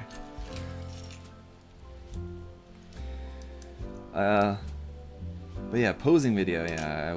I've always kind of thought about doing that, but like as much as I think it would be a good idea, because there's certainly a lot of people who could use some pointers out there. I don't think that I'm like the best at it, but I guess I don't necessarily have to be the best at it to at least give some pointers for people. It's the same reason why I've never done like a how to airbrush video, because I'm competent in it, but I've never thought of myself as like good enough at it to like be able to instruct people in the subject matter. So this is kind of one of those things, but I guess just like putting it out there, at least so it's like some information for people, I guess is maybe better than nothing. But then there's always the people, and I promise this will be my last bit of complaining in this stream. I feel like I've been kind of ranting about a number of things, but there's always going to be people, anytime you show like how to do something, there's always going to be people with like it's just basically telling you that it's just the wrong way to do it, or like telling you in a very rude way like that there's such a better way to do it. I'm sure you guys know what I mean. If you've spent any time on the internet at all, you've seen the people like that. And there's nothing wrong at all with like giving advice or like suggesting like, oh, this is another way that you could do that. But it's totally different from someone saying like just being an asshole about it, you know? Or as girls see it from their point of view, guys peeing pose. A girlfriend said it looked like all my toy robots were peeing. That's funny. Alright, let's see. We need this song. And let's see, 5 in foot. Okay.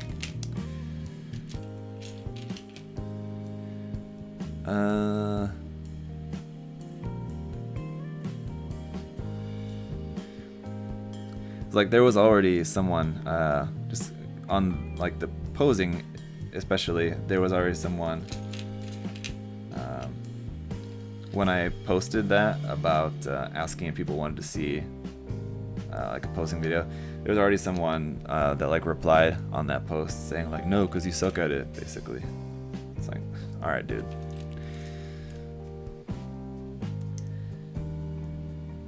Even if I was not good at posing, and like I said, I know I'm not the best at it, but I think I'm like pretty competent in it, at least. I'm able to like do posing fairly well. Even if I'm not, I mean, like, you can just like, I mean, what would be the problem with just me making a video about it, you know? If you were to watch the video and then like, then you're like watching the video and thinking like, oh well, he's not actually very good at posing, then just don't imitate what I'm doing in the video, and like, it's not that big a deal. The customizability is off the charts, lots of potential. Have you seen the new Gundam Jackal pose on to the Sazabi? No, I've not seen that. What are you talking about, Chris? The customizability of something? I've literally looked at your reviews just for ideas of posing, like gets Arv said. Well, as I've mentioned many times in my reviews and stuff, a lot of times what I do for posing is literally just referring to the poses that are in the manual and just like trying to copy the poses that are in the manual. So I mean, like, it's far and away the easiest way to go about posing.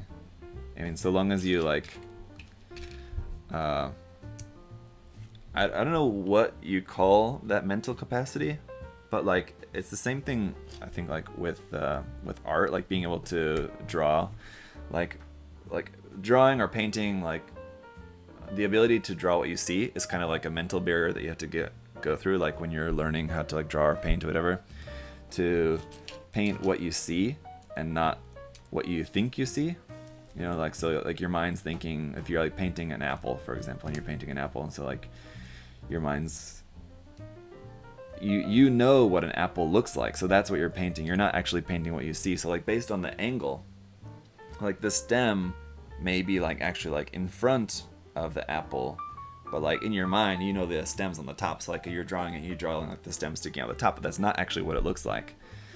That whole kind of thing. It's the same thing, like I think with being able to look at a pose in the manual or whatever, picture, whatever, and then being able to recreate it. You have to be able to see, like, I don't know. Anyway, you guys get what I mean. Yeah, that whole thing. What would you call that? It's not like, what do you call that? Mike and I were talking about the Apex prototype. I'm painting for Adam.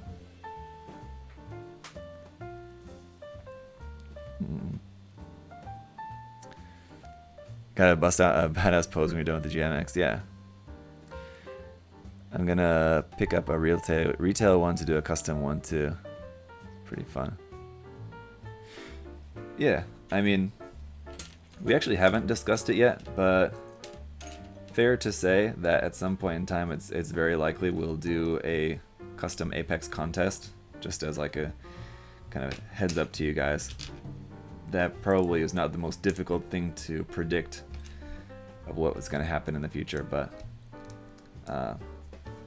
it's true that we haven't discussed it yet, but I'm sure it'll happen. Something to keep in mind if you guys are looking forward to picking up the Apex model kit.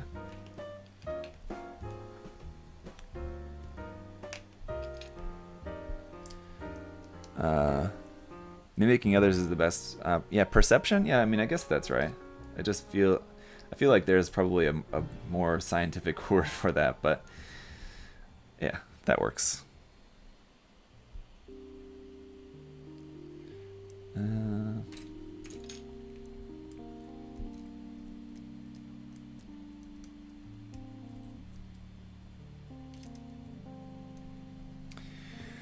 Alright.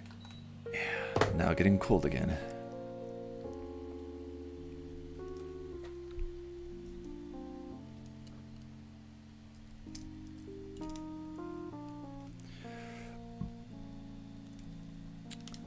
Perspective? I mean, yeah, perspective. Yeah, maybe that's more correct. Perception, you called. Very funny. Is there? Can I pop that onto there in like an easier way?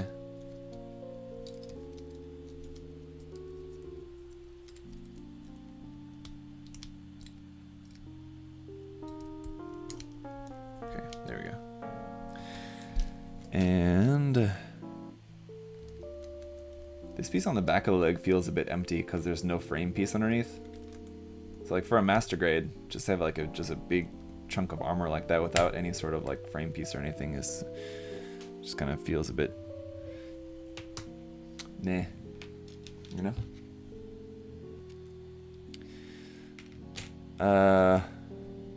Silver Wolf, well, I'm pretty late. Yeah, I guess we are. Hadn't really realized it, but we are kind of almost done, aren't we? Getting close to the end here. So this arm and then the head, obviously not the most complex part of the build, so just a few pieces there.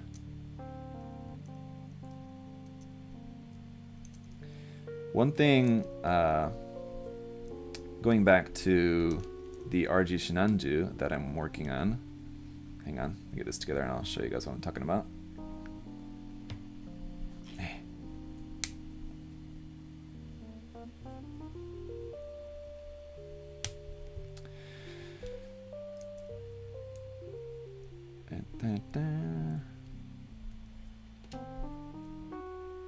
This foot.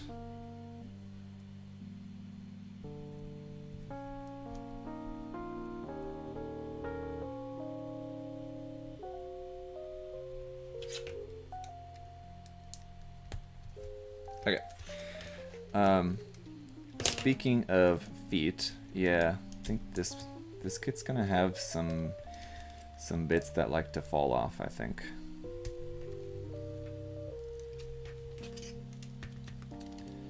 Which is a shame. But okay. Speaking of feet, while I was working on the Sinanju RG kit yesterday, I noticed about the underside of the feet has this big gap there when it feels like there should be a piece there. So I was putting it together and thinking like, uh-oh, did I miss a piece, or why is that missing a piece? But then I looked at like photos of the kit and no, that's just how it is. It's just missing this huge part there in the foot, which is really weird. So that's strange. And you guys may be wondering why my RG Sinanju has yellow pieces instead of gold. That's because I already stripped off the gold plating on that, and it's already sanded a bunch, so that's why all the high gloss red is not looking so glossy anymore. If you're wondering why that looked so weird, get ready for those feet. They're pretty unstable. That's what I've heard about this kit. I'm sure you've seen it, but I sent you a few images of it all sanded. Me, Chris? Oh, okay. Let's see what else is there in the chat. Oh, yeah. I have seen a few images of it, Chris, but yeah. This is the one that you have already then?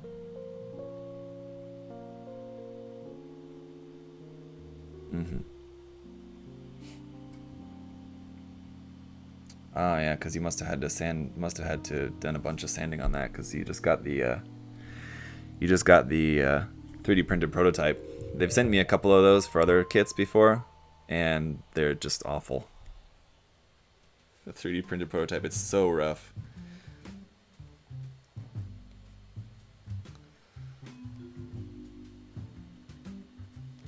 It's like, what do you expect me to do with this? It'd be like a month's worth of sanding just to, like putty and sanding just to get it to look fine, and then at that point,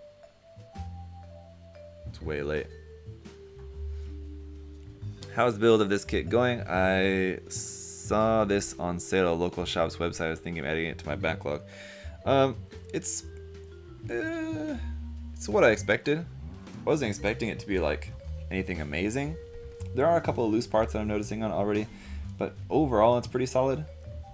Just a couple of loose bits. It's not that big a deal, I feel like, especially if you're planning on having it on an action base. And I think like for a kit like this, it's gonna look so much better on an action base anyway.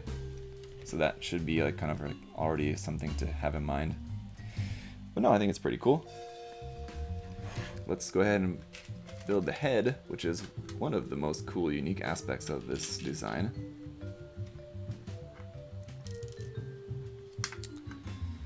If you can find the kit on sale for like a decent price, then I would say definitely pick it up. I mean, depending on the price, but I think like the list price for it was only like 3,600 yen or something like that, which is Yeah, 3,600 yen. So if like you can find it for like around 30, 35 bucks, anywhere like around list price or like even slightly less than that, then yeah, it's totally worth it for that price.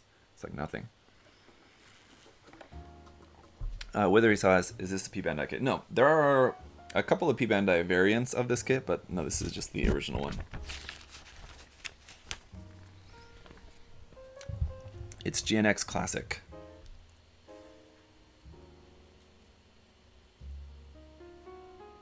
Yeah, True Brit said, yeah, these long pieces here I can already tell are going to be kind of a pain. Those are going to be kind of popping off pretty easily, it seems like.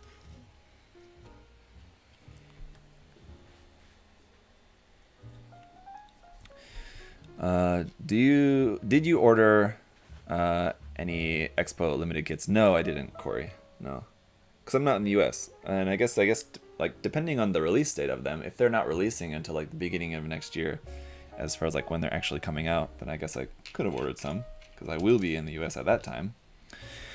But no, I didn't. And I mentioned earlier, you may not have been in the chat at the time, but I was mentioning earlier that I'm actually going to the Gundam base here in Korea tomorrow, so I'll have an opportunity to pick up some Gundam base stuff if I want there tomorrow. So I'll just ask this to you guys one more time while we're here in case anyone missed it or in case I missed your comment earlier. But if there's anything like Gundam base exclusive stuff that you guys would really like to see me review, then let me know, because I'm heading there tomorrow, and if there's a few of you guys who would really like to see something, and especially if it's something that I'm vaguely interested in, because generally like hobby, basically like Gundam based stuff in general doesn't really have that much appeal for me, because it's mostly just like color swap stuff or like clear color kits or something, so it's usually not that appealing for me for the most part. But if there's some of you guys who would like to see a review and it's a kit that I'm at least somewhat interested in, then I'll definitely take that into consideration.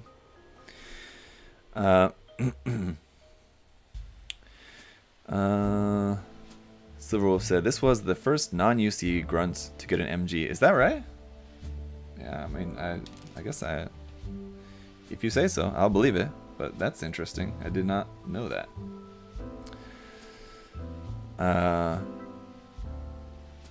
The Real Color HG Gundam Mark II. Well, yeah, Mike already asked me to pick me up one of those for him, so maybe I'll just ask you, Mike, while you're here in the chat, if you're still here in the chat, Mike, maybe you wouldn't mind just letting me build and review that kit before sending it to you. So that way other people can check out the kit as well. I have a feeling Mike wouldn't mind that, but I don't want to assume. And I do really like that kit, so it wouldn't be the end of the world if I just had to buy two and keep one for myself. Build one for myself, and Mike wanted his fresh and new. I wouldn't be complaining too much about that. How many terrain or hangar kits will be at the Gundam base? Terrain and hangar kits? Oh, not that much. I think like they don't make a ton of that.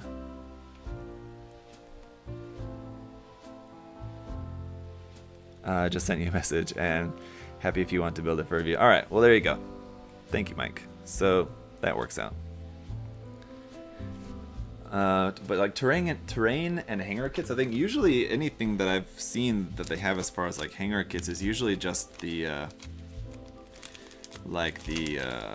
system base hangar, like for like 1/44 scale kits. They don't have they don't have chain base kits. Those are Kotobukiya, I believe, and I think Wave also makes some as well. Is that right? How many kits have you built that you borderline hate? Very few. I'm overall pretty positive about kits. I mean, there's certainly been kits that I built that I was just like certain that I never wanted to touch again. And it's not so much that like I hated the kit, but it's just like prioritizing. I have a lot of kits, so if it's a kit that like doesn't really excite me, then it's easy enough for me to kind of be like, yeah, well, I'm done with this kit. You know what I mean? So those are usually the kits that then I'll just like resell. If I just know that they're ones that I'm just not interested in enough to ever like get around to painting. And I know probably most of the kits that I have, I'm never actually going to get around to painting. That's true. But there's ones that I just, after building it or whatever, I just know, particularly I'm sure that it's not one that's ever going to really be very interesting for me.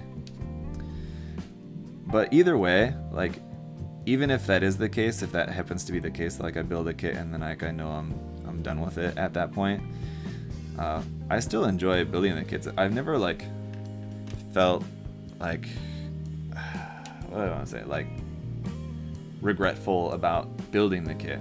Like, oh, that was such a waste of time, because I just like enjoy building stuff. So even if it was a kit that I end up not really being that happy with, like the finished product, it was fun to build either way. It's just something to do. Like, it's my hobby, right? So that recent kit that I built, the plum kit, the plaqued Sonata kit that I built recently, that's a perfect example of that. Like, it was a design that I thought looked pretty cool, so I wanted to check it out, and I enjoyed building it either way. But honestly, the kit just really didn't do that much for me at the end of the day. I was just kind of like, I'm just kind of a little bit unimpressed with it, and I just don't think that I'm ever gonna want to ever do anything else with it.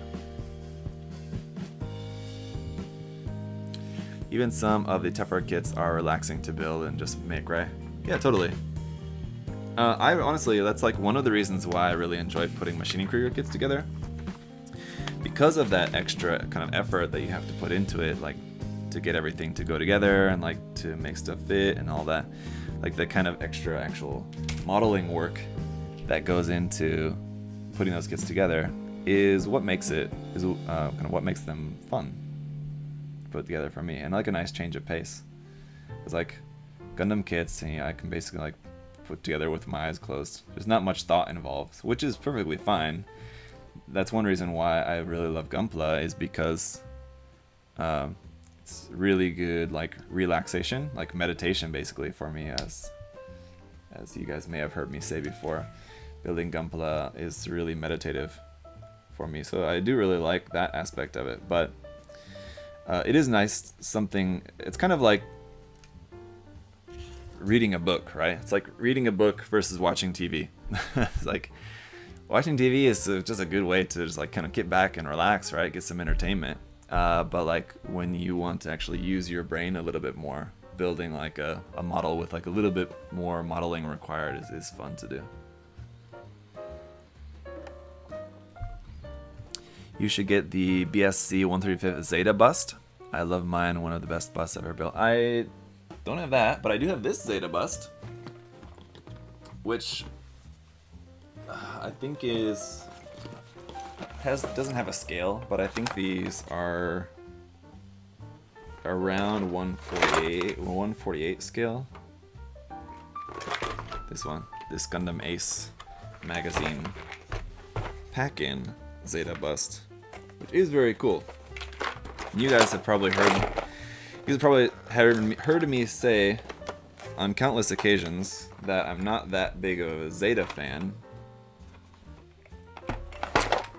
How does this fucking box open?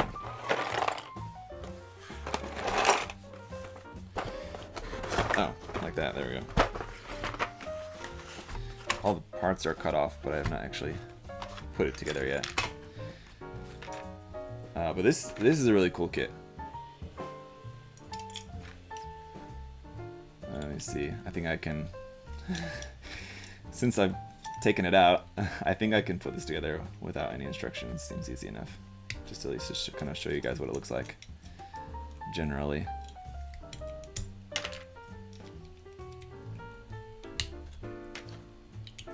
Seems like it's going to be kind of a hard kit to take apart again later, but whatever, man. YOLO.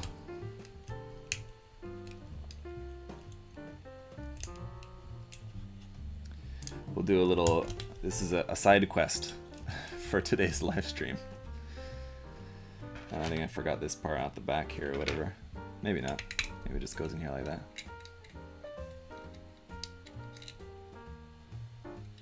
Like that? Or is it the other way around? Do I have it backwards? Upside down? No, I don't. That's right.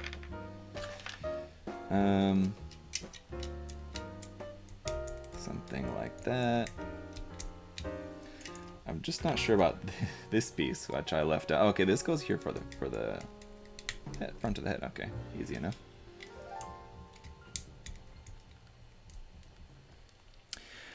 Are you saying building Gunpla is for brainless people? No, definitely not saying that, and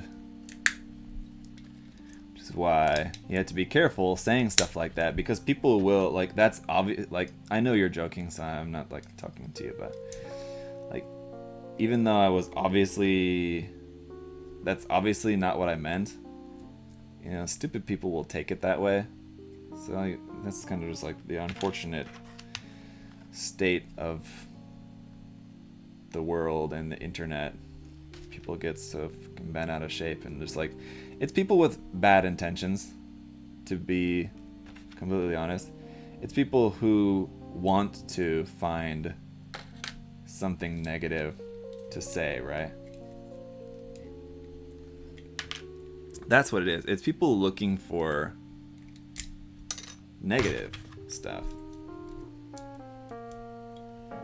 So like, for example, in like my reviews, whatever, I've had people comment saying something like, oh, that's upside down, that's why. I've had people comment saying like, oh, that I'm always like really positive about kits in my reviews because I work for USA Gundam Store and I have to like, we have to sell the kits, so that's why I'm always very like portraying kits in a positive way, because to help with sales. It's like, or maybe it's just that I just have like a positive outlook on kits. I mean, you don't have to like automatically assume the worst, and that's just the thing. Just people just sometimes just are just out to find negative things, or they have like a bad opinion of you for whatever reason. Like maybe some dude messages me on like my Facebook page, and like I missed the message and never messaged him back for whatever reason, and well, like it wasn't on purpose, it was just totally on accident. But then like from that moment on, he just hates me, and just like always has like that chip on his shoulder, and like then anytime like he's gonna take that opportunity to find something bad or wrong in my videos and something like, I'm sure there's people like that out there, and for whatever reason, it's probably some stupid reason, but there you go, there's a Zeta head for you guys. Now back in the box until I can get around to painting it someday. And this has been actually a kit that I have been thinking about painting recently, so if you guys will very possibly see this painted in the very near future. It does look very good, Corey, that's right. It's a very handsome looking bust, definitely. And like I said, I'm not that big on the Zeta in general, but it's a really nice looking little kit. So I'm definitely not going to paint it in original colors. It'll be in like the Amuro Zeta 3 colors or something like that. Something different. Or gray Zeta or something.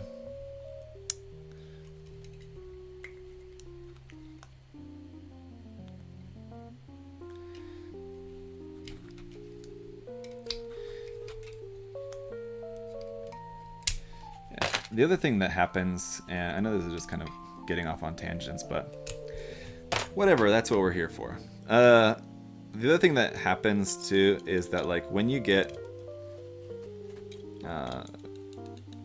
haters, as I say, which is kind of like a cringe term to use, I don't like to say that, but for lack of a better term, when you get people hating, or like those comments that are like very, very obviously just like trying to be negative, you know, or like hating or trolling or whatever.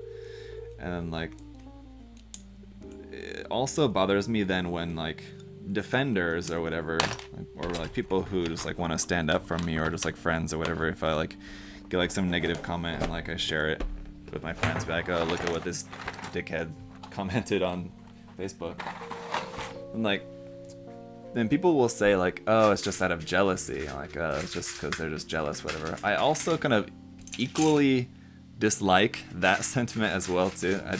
Because like I just don't like. It's just so uncomfortable to think that way for me. I don't know. It's like, jealous of what? Like, I'm just a dude building model kits. It seems weird to think that someone's jealous of me for something. I don't like that. So if there's ever like someone hating in the comments, or like you're trying to, if I'm ever like expressing being frustrated with some jackass comment, please don't try to console me with they're just jealous, because that's just really uncomfortable for me. I'll never forgive you for the nightingale. Yes, internet life, exactly. Which is why I actually, even though like basically like the internet is like where I work, essentially being like a content creator, it basically is like my job.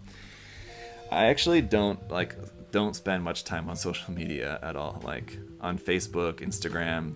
Like Twitter is probably where I spend the most time, and it's mostly just like looking at works from like other Japanese builders and stuff. Like I spend very little time on Facebook, and I think that's probably for the best when it comes to just like mental health. Spend less time on Facebook, but spend enough time on Facebook to look at the stuff that I post on there. Much appreciated. But other than that, yeah. Sometimes you just want to build Gunpla, goddammit. Exactly. And that's all of us should be doing. I see like some people, and this is unfortunately, I have seen this on Twitter, and a lot of this goes on Twitter, out like away from my view, just because it's not the kind of thing that I engage with. But since we're on the topic, I will also mention this, because I was thinking about this the other day. There was like people talking on Twitter. There was a conversation, and I'm not going to get into the subject matter of this because I just really, I don't know, just don't really care. But I saw that there was a thing going on Twitter about like people arguing about female Gundam pilot representation in the Gundam series or whatever. But like that sort of argument, I just am so glad to avoid. I mean, like, as far as like women's portrayal in media and anime especially, I mean, like, that's a whole thing. And I mean, whatever, I'm not saying that it's wrong, or it's fine to consider that. I mean, because yeah, it's a thing, definitely. But I mean, people arguing about it, it's just like the stupid arguing is the point. Like the subject matter, that's the thing, like the subject matter of discussions might be like worthwhile subject matter, but it's the stupid arguing is kind of what puts me off so much to that kind of stuff, and why I'm so glad to mostly just avoid that kind of thing that happens online. Just like people arguing over just the dumbest stuff. Like they just don't need, when there just doesn't need to be an argument. You know what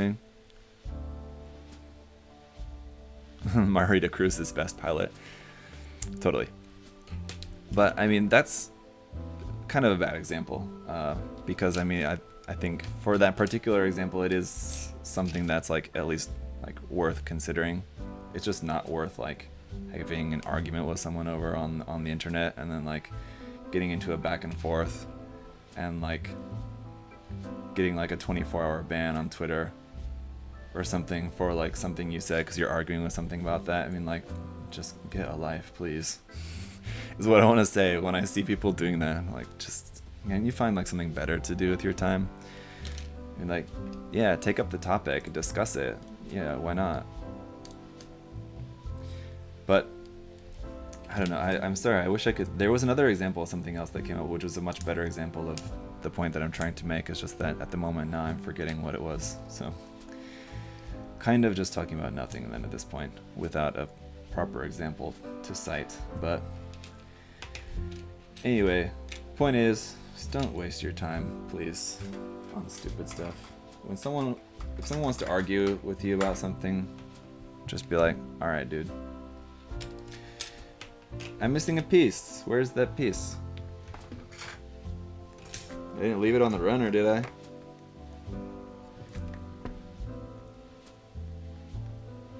I-15. Kind of important piece, because it's the connector piece to connect it onto the arm.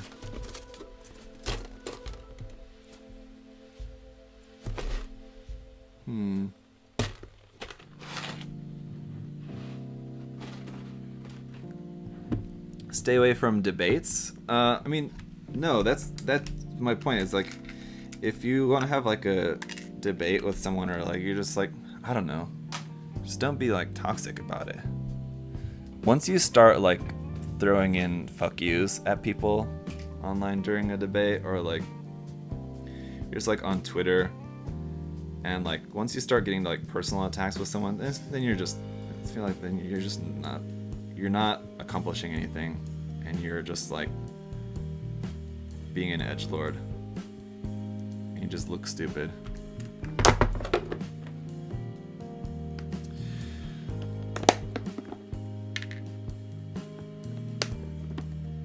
Yeah. So I'm gonna have to. Where the fuck is that piece? I maybe have to check the runners. I have not thrown the runners away yet, fortunately. 15.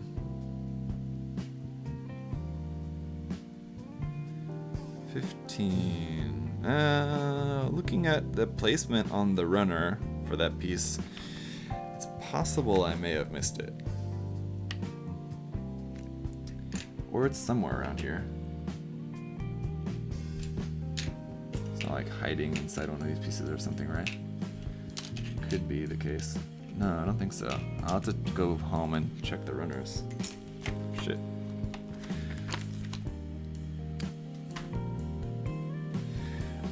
This is maybe, again, I'm sorry, I can't think of like the right example of like something that I saw in particular, but just to make up something kind of similar, it'd be like when you see people arguing about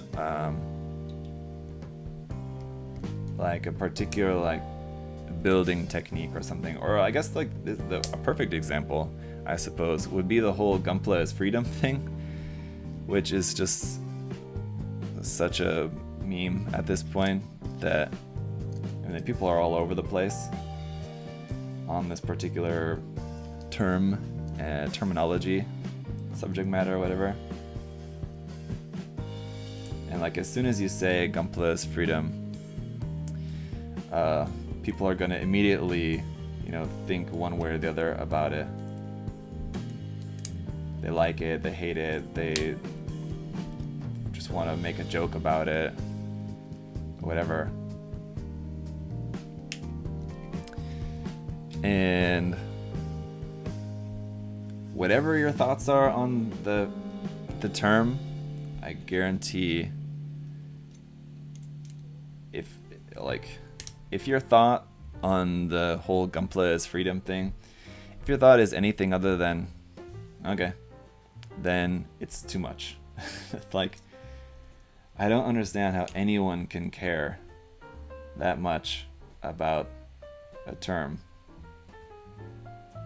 And like, I totally understand both sides of people arguing about it, like, whatever. I don't even care enough to like discuss it now. I just don't care. If people want to say Gunpla is freedom, who cares? Who cares? If people think that it's a stupid phrase, then cool, then don't say it. Or like, and when you see people say it online, then like, just don't care. God. Wait, this kit comes with a large style beam rifle as well. Yes. Alright, I guess I just kind of tossed the weapons aside without showing you guys. Sorry, but yeah. You just plug it onto there. Essentially, basically, you gotta switch this over here to the side, and then that just plugs onto like that. Yeah, one of the reasons why I love this design is this rifle is super cool. Yeah, definitely. Really love this design. The short version of it is pretty, it's okay, like that. But the long version is definitely where it's at for me. Ryzern said it's just meant to be an expression that you're supposed to have fun with the hobby. Yeah, totally. I mean, that's the thing. Like, why I never got it from the start. Why anyone ever had their panties in a bunch over Gunpla's freedom? Because it was very obvious in the anime that the entire point of the phrase was just to mean that there is no rule or set particular way how you're supposed to build it. And that is one of the things that makes Gunpla, at least for me, so much more interesting and so much more enjoyable than building something like airplane models or like ship models or stuff like that, where you're building something from real life and like it's supposed to look a certain way, and like you can't like take a ship model and paint it like pink or something, right? And like put like some what's that called? That anyway, or like some just like really weird camo or something on it, or like big digital camo or like splinter camo or something, whatever. Or like kit bash a ship model with a tank model or something like that. It's just not, I mean, like, but in Gundam you can do all that. There's not like any rules, and like the more, it's almost like the complete opposite. Like the more creative with it that you are, it's almost kind of like you're like encouraged to be more creative with it almost. Like that's almost kind of like the point of Gunpla, is like to customize it, or at least like in like the modeling side of the hobby, right? We're so much more impressed usually. I mean, like when you see like a nice painted build, I mean, like that's one thing and it looks really cool. It's nice to see like a nice painted build, and like that's the majority of what I do, and that's what I like to do. But like just look at GBWC, for example. Like it's like the more customized it is, like that's the point, right?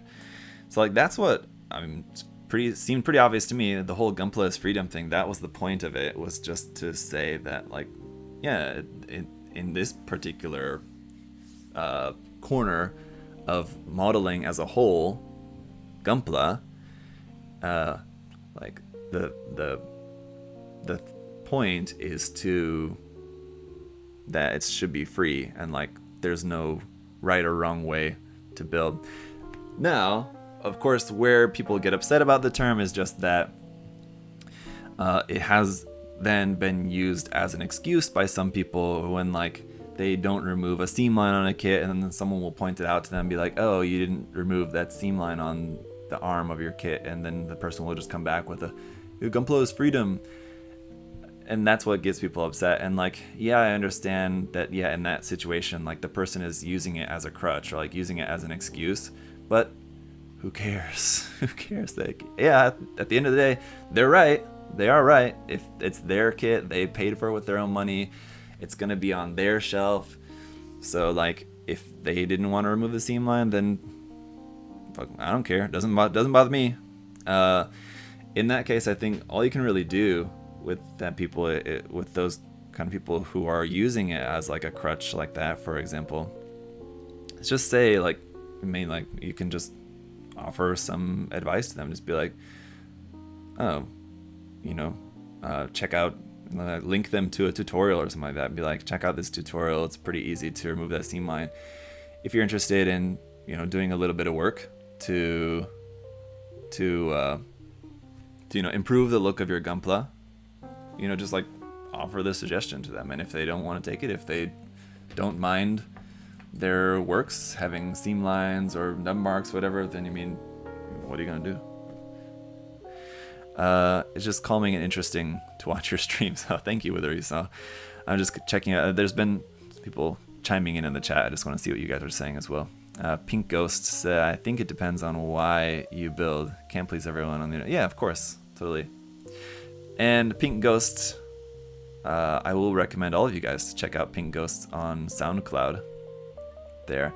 Have you watched my speaker video yet? I'm still wondering, because there's a particular reason why I'm asking you if you've seen it, because I used one of your songs in that video, and I think you might like it. So definitely check that out if you've not watched that yet, towards the end of the video.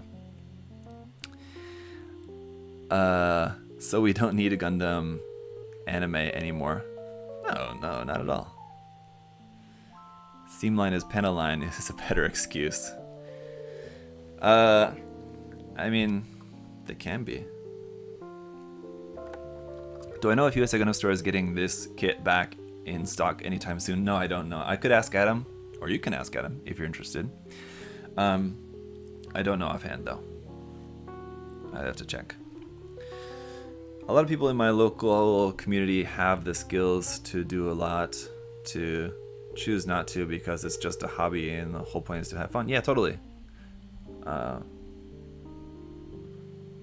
mean, and I've talked about that as well. Like, just because there's also some people, I know obviously we're done with the build, so like if you guys are tuning in just to see the build, we're kind of done with that, and I'll just before wrapping up the stream today, we'll just kind of do a little bit more ranting and raving. But anyway, Pink Ghost says you saw the video and it was super cool. Well, that's good. Okay, good. I'm happy to be able to fit one of your songs into the video. Anyway, any tips on removing old flat coat from kits? Removing flat coat should just be the same as removing paint. So any kind of products that you would use for removing paint should work on just for removing flat coat as well. So just check out any products for removing paint. Everyone's level of fun is different. Yeah, Chris said. Oh, so anyway, I guess the last point on this that I want to make, unless something else comes up in the chat, is like there are, and I've talked about this before, there are people who kind of think that you should constantly be advancing your skills and like progressing your skills, like with every build, like with every build that you take on, you should be trying something new and like trying to learn a new skill and like develop your new skill. I just don't agree with that, and I just think that that can be very taxing on you. It depends on the person. Some people can do that and like it works out really well for them, but I think like if you think like if you've taken on that mindset and you like think like you're putting that pressure on yourself, like, okay, I gotta check out, or like I gotta try to learn a new skill and try something new with every build. Like on this build, I'm gonna try scribing. On this build, I'm gonna try some scratch building. On this build, and I'm gonna try something new and like try to keep like leveling up every build. I mean, like, again, if that's what you want to do, go for it. But I don't think that is the best way to go about it. I think you should just kind of not put that pressure on yourself. But I think it is always good to be advancing your skills, totally. But I mean, if you just want to build, like if you take one build and like you practice a bunch of scribing on it and whatever, and like you've logged that experience, and on the next build you just kind of want to do something a bit more simple, I think you shouldn't feel bad about that, basically, or like shouldn't like feel that pressure on yourself, basically. I mean, you just have fun, and you don't need to constantly be trying to one up yourself or like trying to compete with others, and like, oh, you have other friends in the hobby or other like people that you look up to in the hobby who are like constantly getting better. I think you just have to just do what you enjoy. So like, you guys, if you've seen like the majority, especially what I've been building recently, the majority of my painted builds like over the last 6 months to a year, you guys may not have noticed, but like I've definitely noticed, because it's been something very conscious for me that like I haven't been pushing myself that much as far as like really trying to like do more like scribing and like scratch building and customization and stuff like that, like really pushing my skills. Yeah, I just have not been focused on that, and like I do feel sometimes like, yeah, I should also be trying to push my skills a little bit more. But at the same time, at the end of the day, I'm enjoying what I'm making, and like I'm making the stuff that I want to make. So I'm not like getting too worked up about that. You know what I mean? I hope that I build a tank soon. Well, I mean, I built the rocket models, the quadruped walking tank, and I got the base paint on that, and I kind of just started weathering that. I need to finish weathering on that. But as far as like building like a real tank model, I don't know if I'm ever really gonna mess with that. It's just not as interesting for me. At least like the quadruped tank is like somewhat sci-fi-esque, so it's a little bit more enjoyable for me personally. Can I tell you where to buy Gunpla in the Philippines? No, I don't know offhand. It depends on where you live. If you live in an area that has a local shop, then check out your local shop. If you don't, then I'm sure there's online shops there. I don't know of any place in particular in the Philippines that I could recommend. The Juggernaut? Yeah, the Juggernaut, that's also, yeah, sort of tank-like, I suppose, yeah. From 86. Yeah. There's the EF, the Earth Federation Ground Force. Yeah, there's the Hardgraph hover tank kit. That's a pretty cool one. Maybe I'll build that someday in the future at some point, possibly. I don't know if you have seen my comment or already knew, but the update for Genshin Impact is coming. Yes, today. Yes, later today. Yes, the Genshin Impact. So I'm planning to hopefully do a Genshin Impact live stream probably on Friday night. And we'll be pulling for the new characters. Let's see, Mike said, I could sense the pleasure you had in the recent Sazabi G-frame and speaker repaint. I love them especially because it looked cool and uniquely stylized. Yeah, thank you, Mike. Yeah, totally. I mean, and then like with painting my Mark V MG with like the Converge theme on that, I mean, I'm just having fun making what I want to make. So I mean, like, as long as you're doing that, then I think you're doing it right. If like pushing your skills and like trying to advance your skills, if that's what's fun for you, then go for it. But I disagree with the people who think that you have to always be progressing your skills, and like if you're not like pushing yourself to the best of your abilities, then you're doing it wrong. I totally disagree with that.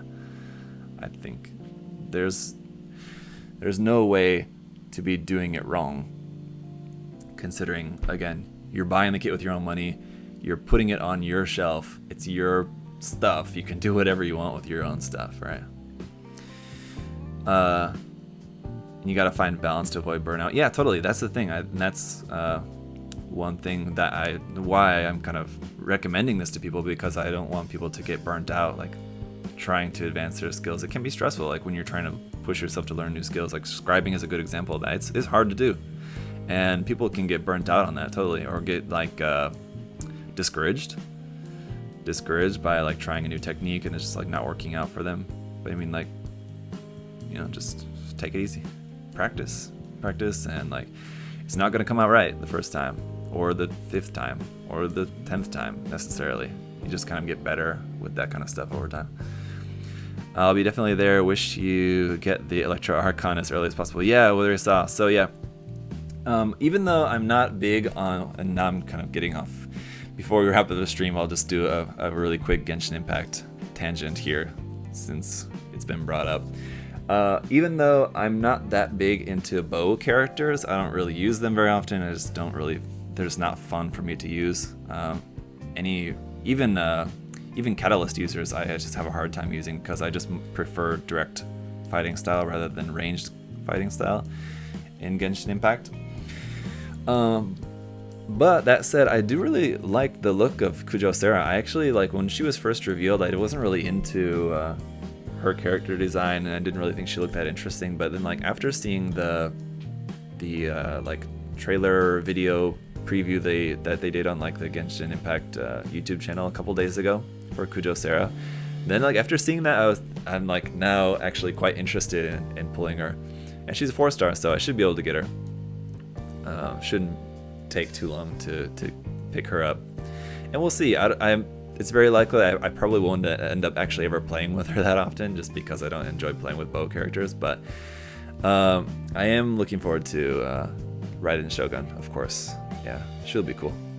I just hope that I can get like a good weapon for her, because I don't actually really have very many good polearm weapons in my arsenal at the moment. I know there's the new Inazuma forgeable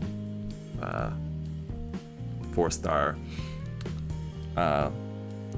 polearm that you can get, and that's probably what I'll end up using unless I somehow randomly pull something different. I'm surprised you haven't mentioned the Alloy Genshin update yet. Yeah. I'm also looking forward to her. She's also a bow character, so I probably won't end up using her that much, but she'll be cool to play with just because like a crossover character. That'll be interesting. Blair asked, what is Genshin Impact? I'm not seeing.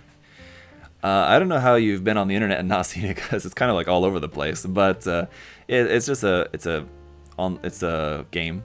Anyway, I was gonna say it's a mobile game, but it's not. I play on mobile, but it's also on computer and PS4, PS5. It's just a gacha game. Basically, it's super fun though. It's basically like a Breath of the Wild ripoff, but I think although I've not played Breath of the Wild, so that's one thing, but I think it looks kind of more fun, at least based on what I've seen of Breath of the Wild. I've never been like super into Zelda.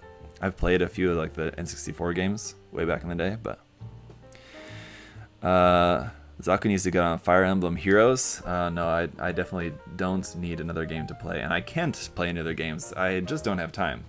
I already have like barely enough time to keep up playing Genshin Impact, but I do well enough on that.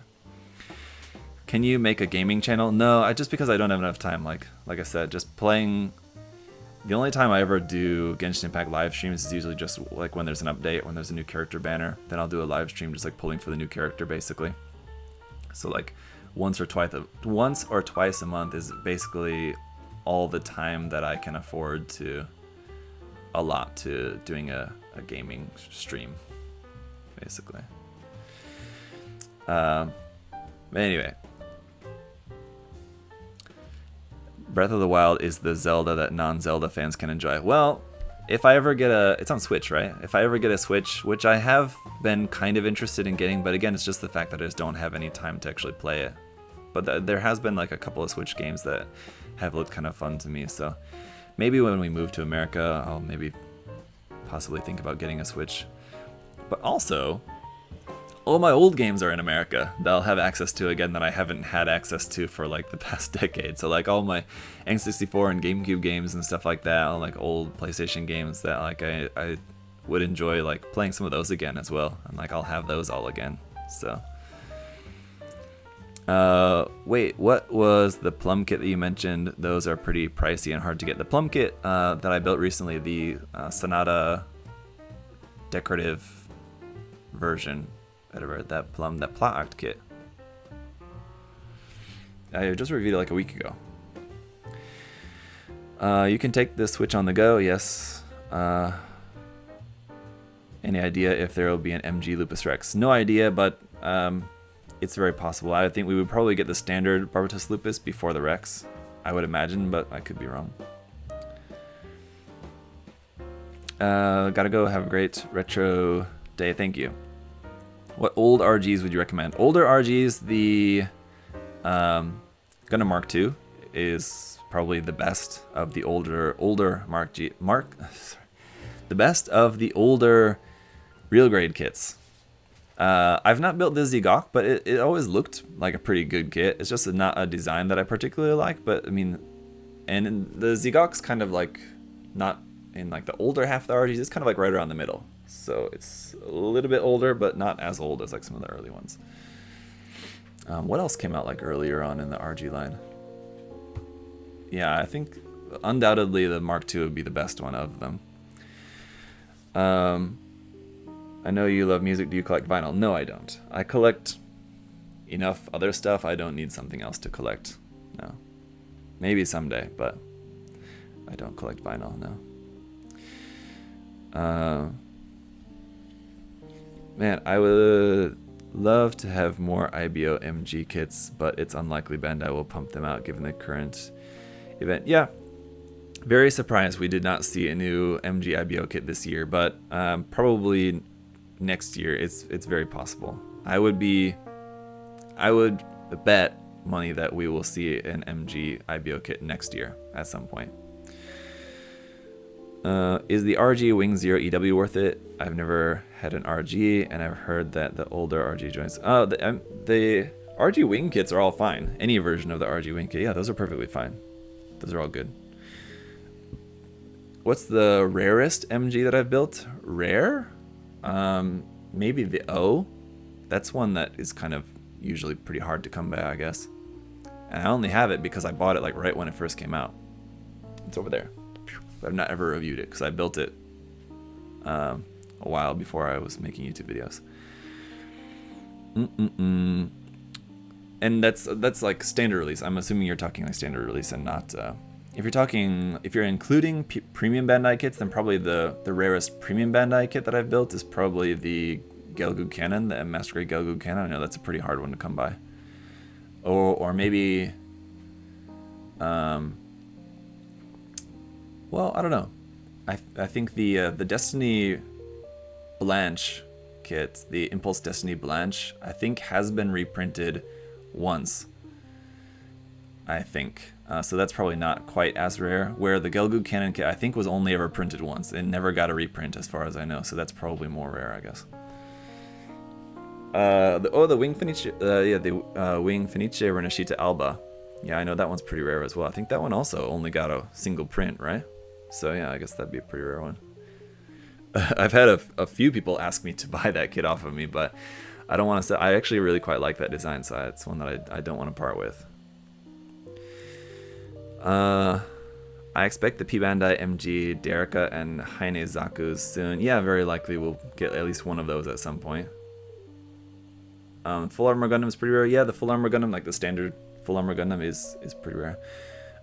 Spiral Seahorse on Twitch. What do you think the next SD cross silhouette will be? No idea. Are they still making those? When was the last one that came out? What was the last SDCS kit that came out? I don't even remember. They had a few that were in the lineup, but it seems like they're all kind of like they've been shelved at the moment. It seems like they even had like the Ifrit was one. I don't even know what the most recent one to have been released is, but I think there's been a few that have not come out yet, right? New Gundam Nightingale. The Nightingale is not the most recent SD cross silhouette, that's for sure. That was one of the first ones. And the new Gundam was not SD cross silhouette, that was SDX standard. The new Gundam and the Sazabi were both released as SDX standard kits for some reason. It's very strange. Phoenix, was that the most recent one to come out? Last one was the Earth 3, Chris said. And that's been a while since that came out, so they haven't put out one of those for that long, is that right?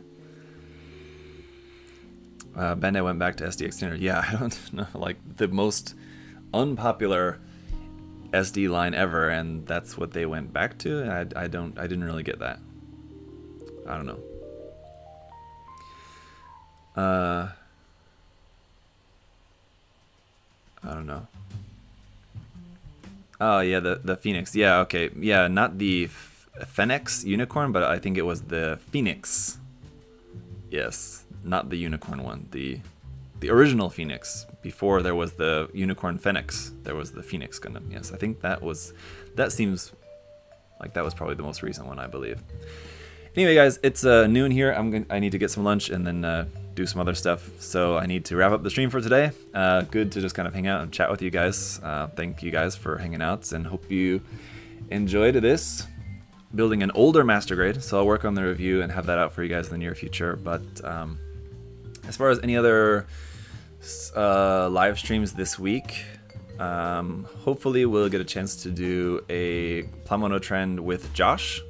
We were talking about that, but I just need to confer with Josh as to what day that's going to be. So probably Thursday or Friday. We'll have a Plamono Trend episode with Josh. And other than that, no live stream builds planned for the rest of this week. And then Friday night, I'm planning to do a Genshin Impact live stream. So if you guys want to check out some Genshin Impact gaming, basically just pulling for the new characters. That will be Friday night here. That's Friday morning for those of you guys in the US. So check that out if you're interested. But yeah, for now, guys, thank you so much for hanging out, and see you later.